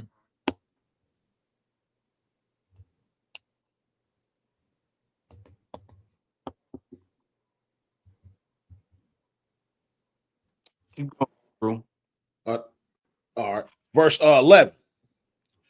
And though thy knowledge and through thy knowledge Mhm. shall the weak brother perish, for whom Christ died. Mm. But when ye sin so against the brethren and wound their weak conscience, ye sin against Christ. Yeah, so just understand, like, man, like sometimes our actions can give somebody courage to do something they not spiritually ready to handle. If you, as a strong-minded believer, is not careful, the weaker believers, we have to understand this. Sometimes, hey, the babes, they'll mimic or imitate our behavior while not having the same understanding we have, and we have to be aware that that type of stuff happens. Yep. This is what this is going into right here. So you had to what? Use that discretion in that gray area right there. Hey, if we understand this, put some sevens in the room, we can go to the next spot. You know what? You want me to do verse 13 though? Yeah, you can go and read that out, Hebrew. Finish it out. All right. Yep. Wherefore, if meat make my brother to offend, I will eat no flesh, while Mm. the word standeth, lest I make my brother to offend. All praises. All praises, Hebrew. All right, like I said, y'all, this ain't no long class, but y'all, we got 2 more spots. But y'all see how much meat we done pulled out of everywhere we done went. Just Yeah, this was a straight meaty lesson, brother. I told you what. Look, what I tell Straight you up. before the class. Yeah, this was a meaty boy. I told you before the class, bro. Yep. Hey, I'm a slow roll this thing, but I feel like this was very needed for Israel It to hear. was. Even me, like, It bro, was. I have never stumbled across this concept until now. Mm. I'm putting this thing together. I'm like, man, get out of here. And it's crazy. This came up because me and Tove was kind of presented with something like this, and I ain't gonna lie, I called your pops to get some counsel, Yeah. and basically this is what he hit me with. You got to remember, I'm not saying it's unlawful, right? But you got to Right. remember, you still a teacher, and what you doing, other folks is watching. Yeah. So he said, hey, I ain't telling you don't. I'm just saying, basically, use wisdom. Mm-hmm. Like, you right. And see, you know what's so cold about it. You can even like you can go get counsel just like you did. But it's still up to you to know how and when to apply what you was told. Yep. Like, Yep. can't nobody help you with that part, is what I'm saying. Nope. That's the part Nope. where it's just like, damn, you gotta do this, bro. Like, you can't run from it. Yep. Even you can go get all the counsel you want. At the end of the day, it's just you in this situation looking back Yep. at you. So you got to take, okay, you got to take all the wise counsel you was given. Yep. You got to know, okay, I can't even apply that right now. And Yep. I got to, you know what I'm saying? I got to Yep. wait, maybe wait a little. That's discretion, though. That's discretion. That's discretion. That's what we've been talking about, though. So we finished that. But that was First Corinthians 8, right? Yep. Let's go to Numbers 27, 1 through 11, Hebrew. Yes, sir. Numbers 27, 1 through 11.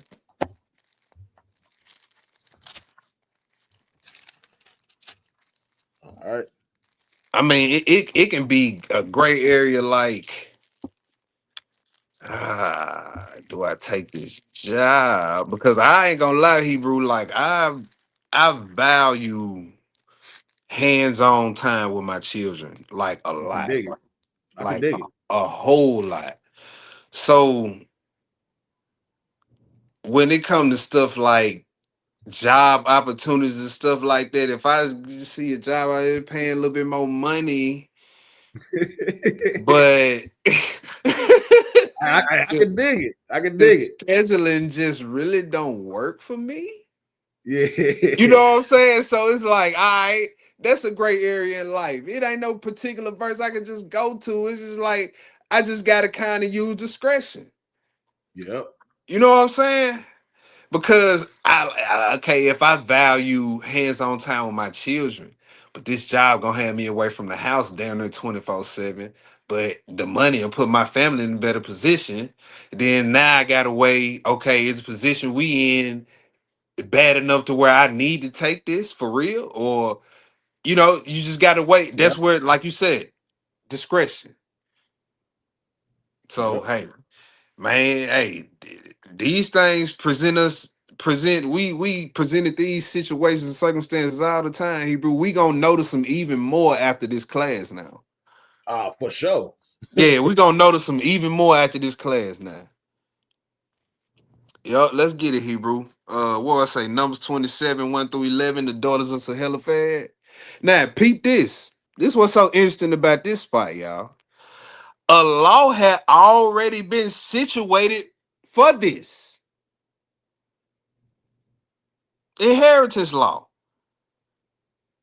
Mm. But guess what? A life situation still arose where the framework hadn't addressed this situation yet, even though a law had already been laid down.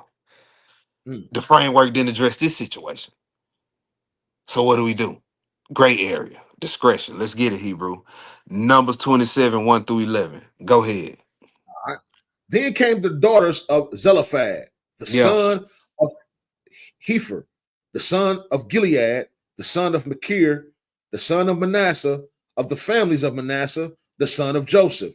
yeah. And these are the names of his daughters: Mahala, Noah, and Hogla, and Milcah, Uh-huh. and Tirzah. Mm-hmm. They stood before Moses and before Eleazar the priest, and before the priests and all the congregation by the door of the tabernacle of the congregation, saying, Our father died in the wilderness, and he was not in the company of them that gathered themselves together against the Lord in the company of Korah. Hey, But now, God, now, hey, that's important right there.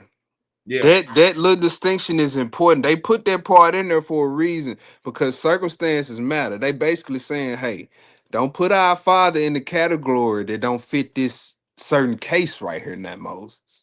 Yeah. You know what I'm saying? And peep this lineage, inheritance, family continuation, and covenant land is on the line here. This ain't no light matter. This ain't no light matter. So they said they father had no sons. You in verse 4 Hebrew? Bottom of 3. Okay, bottom of 3, go ahead. Yep. But died in his own sin and had no sons. Okay. Why should the name of our father be done away from among his family? Because he hath no son.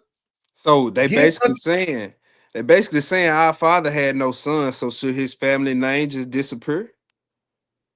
Now you know what a Israelite, a immature Israelite teacher would have told these sisters in 2026. I already know what you're gonna say. I heard him talking about it earlier. Go ahead. The law say sons. Yep. Yep. The law say sons, and probably would have scolded that sister and went on about how sisters is always trying to go against the law and Yep. all this madness. Man, shut up. Yep.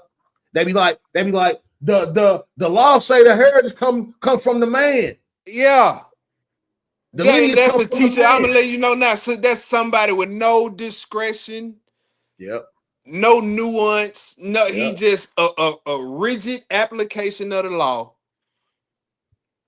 Yep. That Negro still would have been running his mouth by these sisters always trying to go against the law. Always trying to go. The book say sons. The law say sons. Hey, shut up. No mercy, no discretion, no judgment, no none of that. Paul said, man, look, where your love at? Straight up. Where the glorification of God at? This a gray area, bro. You can't just quote a law. It don't even fit this situation. But that's I'm telling you, sisters. If you would have had brought this dilemma to most Israelite Yeah. teachers in today's time, that's the answer you would have got right there. Straight like that. Yep. And this the thing you have to ask. Okay, is that answer that you giving me, the law say sons? Is that actually preserving the purpose of the inheritance law? If we being real, is that actually preserving the purpose of the law? Because it's connected to family preservation. That's one thing. Because now, when we bring that into play, you got to sit the law say sons butt down somewhere. Yeah. It's a whole nother topic now. Now your surface level behind got to sit down somewhere now. Law preservation, covenant land, all that's in the play. You can't just cut it off at the law say sons. They got a legitimate gripe here. And I'm about to say, if you do that, in a sense, you kind of breaking the law. Facts. See, that's the thing. See, we can idolize the law. And I know you saying that, folks like, what? Yeah, you can idolize the law. Thank you. That's what I was getting at, Hebrew, when I said people over time, people lose sight of what the purpose of the law really is and start making it something that it's not. Yep. Yep. What verse we at, Hebrew? In the middle of 4. Go ahead. Give unto us, therefore, a possession among the brethren of our father. And Moses brought their cause before the Lord. The Lord spake unto Moses, saying, hey, hold on. That verse 5 important. Now, peep this. This important right here. The lawgiver the one who gave the law didn't have the answer. You feel me?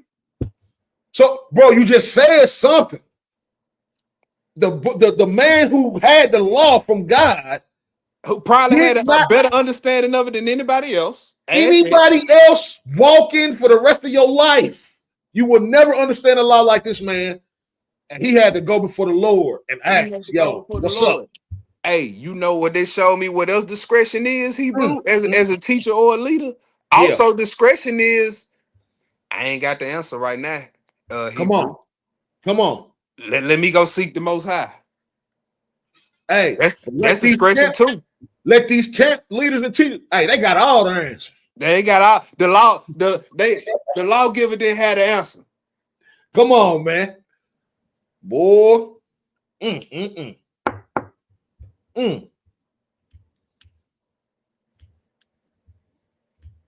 They had a legitimate issue.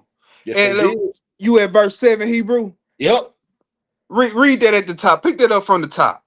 The daughters of Zelophehad speak right. What? Hold on. The Lord said that? The Lord didn't say, how dare y'all go against the established judgment? The law already says sons. Mm-hmm. The Lord Yep. already know what law he had laid down, and he still told these sisters, man, you know what? They speak right. Because it's about mercy and true judgment. Right. Discretion. And specifically in this case, family preservation. That's what it's all. It's not all about just sons. No, family preservation. That's the purpose of the inheritance law, not just sons. And look what he say, though. Go ahead, Hebrew. Thou shalt surely Ah, give them a possession of an inheritance among their father's brethren, and thou shalt cause the inheritance of their father to pass unto them. see, and I'm gonna tell you this too, Hebrew, about some of these elders. Some of these elders in a lot of these classes think if something has always been done a certain way, then questioning that way is rebellion. That's a precept of man. It is. It is. We can't. Me and my family came from a class like that. For real. Because look, bro, Christ say, it was said of them of old times, but I say. Right. See, we're gonna get in there a little bit tomorrow. Like, Yeah. yo, you better adhere to the gospels. Because he said it was said of them in old time, but I say. So we gotta obey our king. That's a fact. That's a fact. So discretion is going to allow truth to correct certain traditions without destroying the actual order. Just like we see here. They didn't destroy the actual order of the inheritance law, but guess what? Discretion allowed them to correct a tradition, how people started to misuse the inheritance law. Sons.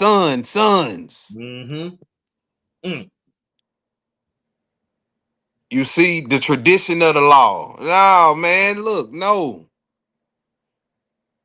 Discretion, not your tradition.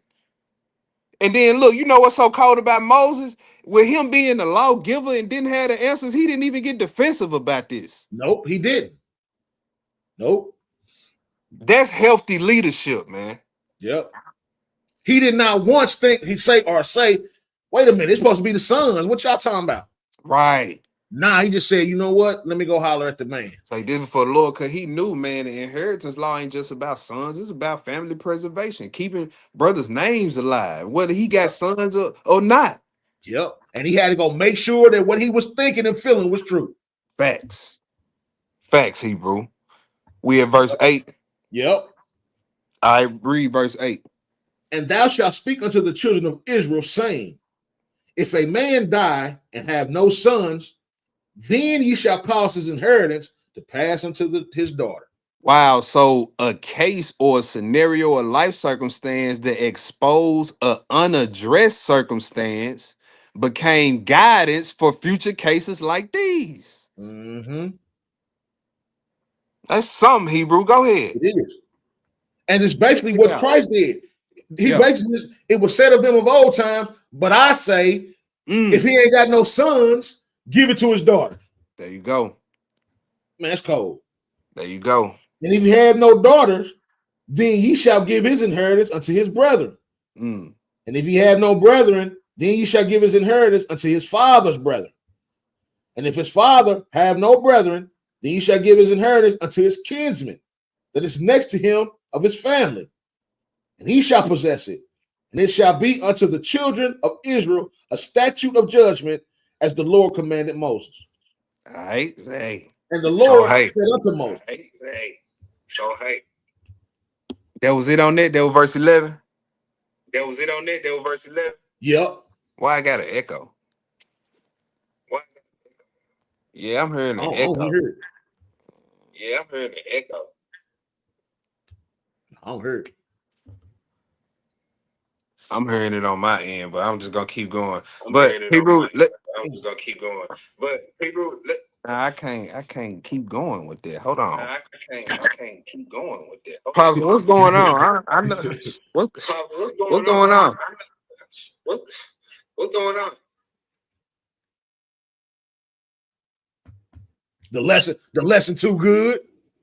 That's what it is. I think you hit something, dude, on your It phone or is. something. I think you hit 'Cause, something on your phone or something. I'm hearing you echo too. Do I need to Hey, go out and come back in? Echo too. Do I need to go and hold come back on. in? Let me do something. Hold on. Let me do something. That's what. Hey, you teaching folks, bro. That's what it is. Man, all praise to the Most High. We got one more spot left To the too. Most High. We got one more spot left too. You know what, bro? We might just have to rock out with the echo. You know what, bro? We might just have to rock out with the It's echo. gonna throw me off, but Yeah. Hey, I don't know what happened, but I don't know what happened, I don't know TJ. what happened, but I don't know what happened, DJ. you want me? I didn't touch nothing on my end, and That's all it is. You want me to on my end and You want me to hop out and come in? you want me to yeah, because I want you to end with a bang, man. So just because I reset want you your to end stuff. with a bang, man. Okay, let me hop out, y'all. I'm finna Yeah, get up out of here and I'm coming right back. I'm finna get up out here and I'm coming right back. big. All right.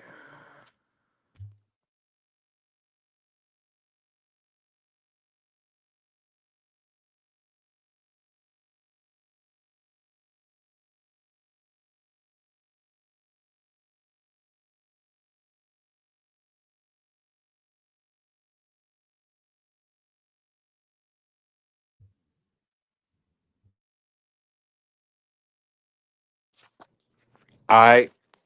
Mic check, mic check, mic check. D-Ro, can you hear me? D-Ro, can you hear me? Loud and clear. Okay. I still hear the echo, Hebrew. Okay. I still hear the echo, Hebrew. No, Yeah. on the last play. You know what, Hebrew? Forget it. Well, I'm gonna block it out. You Last know place, what, y'all. Hebrew? First I'm Samuel blocked chapter it out. 24. I'm Let's ignoring. First Samuel chapter 24. I'm ignoring.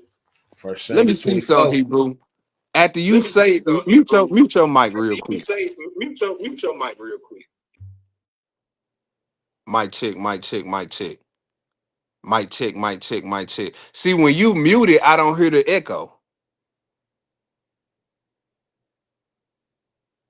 That's crazy. It ain't been doing that all night. It ain't been doing that all night. So when I start reading, I just mute it while you know what I'm saying, teaching. Bet. Say less. All right. Let's go to First Say Samuel less. chapter All right. 24, Let's go Hebrew. to This the First last Samuel spot. chapter 24, Hebrew. This the last spot. All right. First Samuel chapter 24. Hey, Samuel and right chapter here, y'all, 24. this is a Hey, and situation right where here,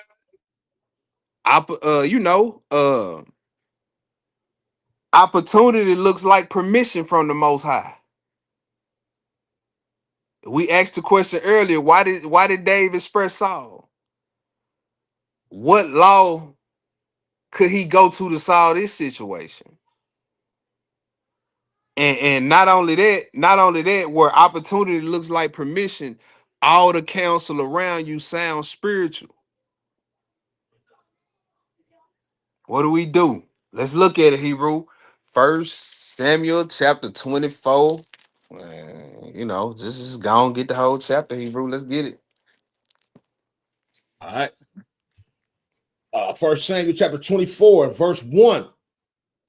And it came to pass when Saul was returned from following the Philistines that it was told him, saying, Behold, David is in the wilderness of En Gedi. So just to set Then the Saul, context, set the context. Saul is hunting David. David is innocent. Saul has abused his authority completely at this point. He's already tried to kill David as well. He done driven this man from his normal life. The gray area usually becomes dangerous when you actually been wronged. And Pops, I'm pretty sure you can relate to this. It's gonna be something me and you can really relate to right here. The gray area really comes in when you really been wrong and you got the power to do or say something, but it ain't the smartest decision to make at the moment. All right, let's get it, Hebrew. Hebrew. Then Saul took 3,000 chosen men out of Israel and went to seek Daud and his men upon the rocks of the wild goats. He came to the sheepcotes by the way, where was a cave, and Saul went in to cover his feet. And David and his men remained in the sides of the cave. You see that? So Saul got And the 3,000 men. He got 3,000 men looking for David. 3,000 hitters looking for David. And here he is. He walks in the cave alone and vulnerable with David in the cave and all his men. This man that tried to kill you. You can't tell me we wouldn't be in that cave. I'm finna cut this boy TV completely off. He by himself too. I'm finna cut his TV completely off. Go ahead, Hebrew. Where I'm at, verse 4. Mm-hmm. No, I'm at the end of verse 3. And David and his men remained in the sides of the cave. And the men of David said unto him, Behold, the day of which the Lord said unto thee, Behold, I will deliver thine enemy into thine hand, that thou mayest do to him as it shall seem good unto thee. Hebrew, can I ask a Then question? David arose. Go ahead. Is every open door divine permission? Rhetorical. Rhetorical. Nah. See, sometimes even when circumstances line up perfectly, you still need discretion. Yep. Hey, he could clip him right here, bro. And then look, your counsel sound and all these brews and put Yah in it.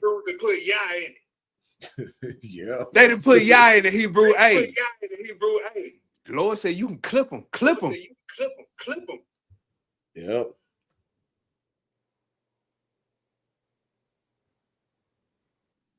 He vulnerable. Putting a spiritual spin on it. Hey, gray area pressure is at its highest level right now. Mm-hmm. Let's do a quick poll in the chat. What y'all would have did in this situation? Cut it. Be honest. Cut his TV off or let him live. What y'all would have did? I know what I would have did. I'm not gonna lie. I'm being honest. Yeah, he Salt probably water would have put been him cut down. off. Yeah, I probably would have put him down too, especially brothers in my ear telling my man, it's righteous, sports righteous. So we got to put yourself in that time. In that time, they was putting folks down for righteousness. Thanks. Like it wasn't nothing. You know what I'm saying? Facts, Hebrew. Let's keep reading, man. Verse 4. Mm-hmm. And the men of David said unto then I'm at the end of 4. Then David arose and cut off the skirt of Saul's robe privily.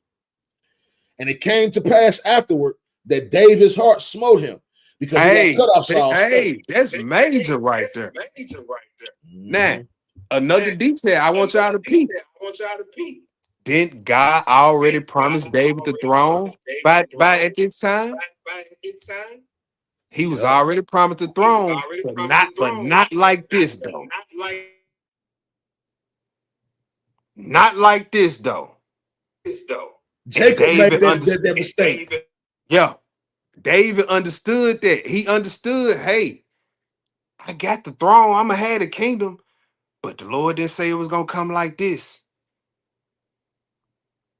So he cut his skirt. Now, nobody rebuked David. No prophet showed up. Didn't no commandment or statute fall out the sky. But his heart still smote him though. No, and what verse did David think about that made his heart smote him? It don't say. What governed David though? A trained inner man, governed by wisdom and discretion. And guess what? Somebody immature could say, well, I ain't kill him. I just cut a piece of his cloth off. but you didn't respect the office who the Most High put in office at the end of the day. And see, this is why David's heart smote him, because that's what hit him.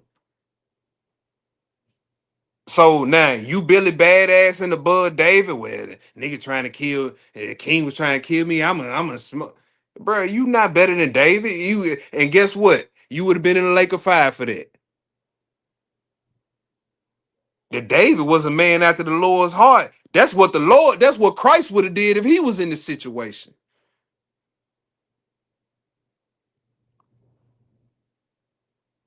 Verse you at Hebrew. Verse 6. Go ahead. And he said unto his men, the Lord forbid that I should do this thing unto my master. Oh no, Hebrew. I thought he said, show me the verse that say I can't kill Saul in this cave. He ain't say that, did he? Nah. He ain't say that. He said, I can't put my hand forth against the Lord's anointing. And that's that on that. Go ahead, Hebrew. To stretch forth my hand against him, seeing he is the anointed of the Lord. So David stayed his servants with these words and suffered them not to rise against Saul. Mm-hmm. Saul rose up out of the cave and went on his way. David also arose after and went out of the cave and cried after Saul, saying, my Lord, the king. And when Saul looked behind him, David stopped with his face to the earth and bowed himself. That's cold right there. Ain't nobody about to do that. Ain't none of us about to do that. Nah, we ain't there yet. Ain't none of us there yet. Nah. I know I ain't gonna lie to you. I would be the last person to sit up here in front of y'all act like, bro, I'm not this diplomatic. I'm not. the scene would have been over with in the cave. I ain't gonna lie to you. Go Verse ahead. 9. Yeah. And David said to Saul, wherefore hearest thou men's words, saying, behold, David seeketh thy hurt. Behold, this day thine eyes have seen how that the Lord hath delivered thee today into mine hand in the cave. And some bade me kill thee, but mine eyes spared thee. And I said, I will not put forth my hand against my Lord, for he is the Lord's anointed. Moreover, my father, see the skirt of thy robe in my hand, for in that I cut off the skirt of thy robe and killed thee not. Now that know thou and see that there is neither evil nor transgression in my hand, and I have not sinned against thee, yet thou huntest my soul to take it. The Lord judges between me and thee, and the Lord avenge me of thee, but mine hand shall not. He said, and the Lord avenged me of thee. So David knew having the power to do something don't mean that you got the authority to do it. Nope. See, I could have erred you slick mouth, soft serve backbone elders out a few months ago. It was about to happen. Wish they about like that. I like that. That close. Usually when I get that mad, I call Pops. He talk me off the cliff, and I'll be like, okay. I come out with a lesson about something completely different. Big. You know what I'm saying? That's discretion, though, Hebrew. Yep. That's discretion, man. Keep reading, Hebrew. 13. As saith the proverb of the ancients, wickedness proceedeth from the wicked, but mine hand shall not be upon thee. You see that? That's more discretion. David said, I refuse to become wicked while trying to fight wickedness. And that's where I had to come with that situation, Hebrew. Yep. I refuse to become wicked while fighting wickedness. Man, sometimes, bro, discretion is, man, just walking away and letting the Lord finish what he started. Yep. Keep going, Hebrew. After whom is the king of Israel come out? After whom doest thou pursue? After a dead dog, after a flea? The Lord therefore be judge and judge between me and thee, and Mm, see and plead my cause and deliver me out of thine hand. that's right. See, that's discretion, leaving it up to the Most High. That's right, Hebrew. Even when you got the upper hand and could end it in your eyes, you Yeah. still leave it up to Him. Yeah, you got the ability to harm and you choose restraint. Because you That's know what? And you know what this teaches me in real time right now? Sometimes our restraint exposes people more yep. than our retaliation will, Hebrew. Oh, That, that's that, heavy. that I restraint or hold a mirror up to them and they'll see just how freaking foolish that they've been acting Yep. by restraining ourselves and not reacting the way that they would expect us to react. Mm-hmm. It's just like somebody come in the room saying something stupid. If don't nobody react and look at that fool, he gonna look around with egg on his face and walk out. Yep. Hey, scripture. I took this out, but this was in here. Proverbs 26, 4 and 5. Answer a fool according to his folly. Answer a fool not according to his folly. Seem like a contradiction, but it's getting you to use discretion, knowing when to rebuke, when not to rebuke, when to say something, when not to say something. Yep.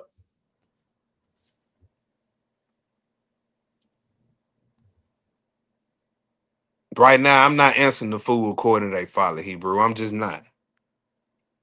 I could dig it. Go ahead, Hebrew. And it came to pass when David had made an end of speaking these words unto Saul, that Saul said, "It is this thy voice, my son David?" Mm, And Saul lifted up his voice and wept. And he said to David, "Thou art more righteous than I, mm. but thou hast See that? rewarded." See, David restraint put the mirror up in front of Saul. He like, dang, bro. I've been trying to kill him, man. He had me when I was vulnerable. I could have been gone. Mm-hmm. He like, man, you way more righteous than me, bro. Yep. Hey, sometimes your restraint are exposing way more than your retaliation will. That's facts. It's Mm-hmm. prime example. Don't say nothing. Just let the Most High shine the That's light on right. that. Well, let him shine the light on them. Yep. I almost finna, you know.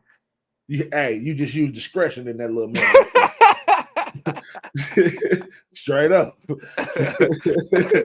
Go ahead, Hebrew. Read on after 22, man. All right, 17. And he Mm-hmm. said to David, "Thou art more righteous than I, for thou hast rewarded me good, whereas I have rewarded thee evil. And thou hast shown this day how that thou hast dealt with me well. Well with me. For as much as when the Lord had delivered me into thine hand, thou Mm-hmm. killest me not. For if a man find his enemy, will he let him go well away? Wherefore the Lord reward thee good, for that thou hast done unto me this day. And now, behold, I know well that thou shalt surely be king, and that the kingdom of Israel shall be established in thine hand. Swear now, therefore, unto me by the Lord that thou wouldest not cut my seed after me, and I'm sorry, and that thou wilt not destroy my name out of my father's house." Mm. And David swore unto Saul, and Saul went home. But David and his men got them up unto the hold.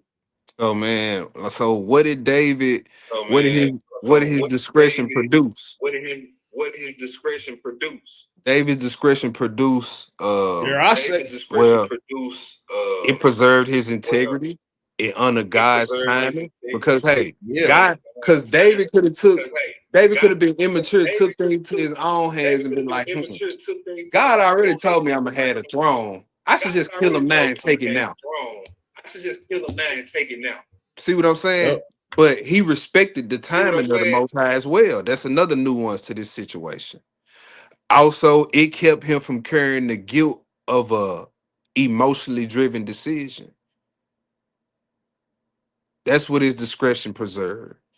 You know, like we've been saying, man, the whole lesson, like right and wrong ain't always black and white. This where discretion and wisdom come in. You know what I'm saying? That's the lesson, man. Part 2 next week, most high willing. And part 2 next week, most high Hallelujah. willing. Hope Hallelujah. y'all enjoyed the lesson. Hope somebody learned some. Hope y'all I enjoyed the lesson. Hope definitely, somebody most learned definitely some. learned some new I stuff this definitely, week. most definitely Like, learned some new stuff this is one of the most intriguing topics I have This is ever one of the most did a intriguing lesson on topics to I me have for ever real. did a lesson on to me for real. That's all I got, man. I'm gonna hand it on over. That's all I got, man. I'm gonna hand it on over to. All praise to the Most High. Powerful, powerful, enlightened lesson. I hope everybody got something out of this lesson tonight because it was excellent, excellent lesson. Excellent. We seen how we seen emotional how living and even sometimes what we call knowledge of the word even can sometimes put what you in we a call situation knowledge of the you word actually can put you in a situation you not actually being a Christ follower. not Put it to you being like that. a Christ follower. So Like awesome lesson. Praise, so all praise to the Most High for awesome these two lesson. brothers. Praise Our to the main Most High. spirit, the Most High using him to put this lesson together. Spirit of So Most all High praise to using that. him to put this But lesson together.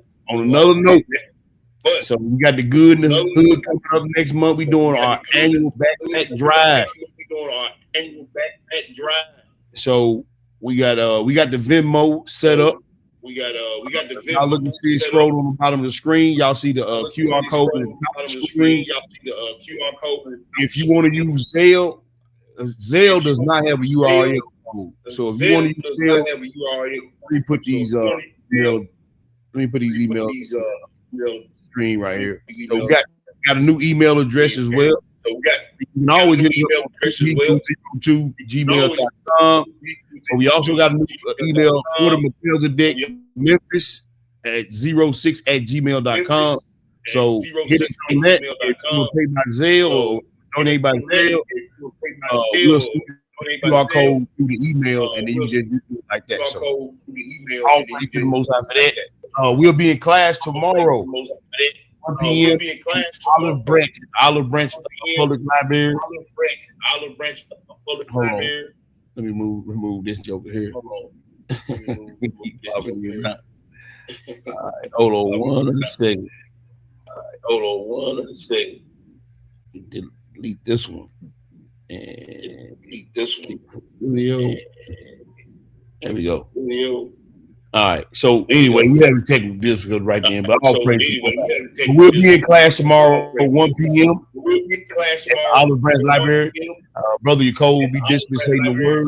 All praise Most High for that. All praise Most High for that. We'll get back with y'all on that. Now, D-Ro, what time y'all on tomorrow? D-Ro, what time y'all on tomorrow? Yeah, we got playing on the Lord willing. We plan on going on tomorrow. What time y'all going on? 11. What time y'all going on? 11. Okay. All right. So Aquila and Priscilla. Eastern. Okay. That's 11 Eastern So time. Aquila and Priscilla. So 12 our time. So 12 Central time. 12 all time. Aquila and Priscilla Mirror, y'all go on there and look at them, check them out, support their channel. Man, I appreciate all the work that all the brothers are doing, all the sisters are doing. And if y'all anywhere in the South Memphis, Orange Mountain area, August 8th, come on out to the backpack drive. We'll have food, we'll be giving backpack, school supplies away. Last thing I'm gonna say, keep the house ties, Brother Norris, in y'all prayers. We're down in Houston right now. They got some family situation going on. Y'all pray for them, pray for their family, pray for Sir Charles back home. So, keep the brother in your prayer, him and his family. With that, I turn it back over to the brother. I think TJ ain't on here no more, man. So I just want to say Shabbat Shalom, man. I enjoy the rest of y'all. Sabbath. Okay, here you go. Here you go. He come back in here.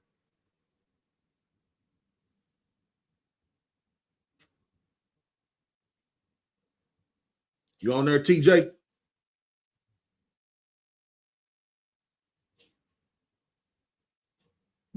If you talking, we can't hear you, bro.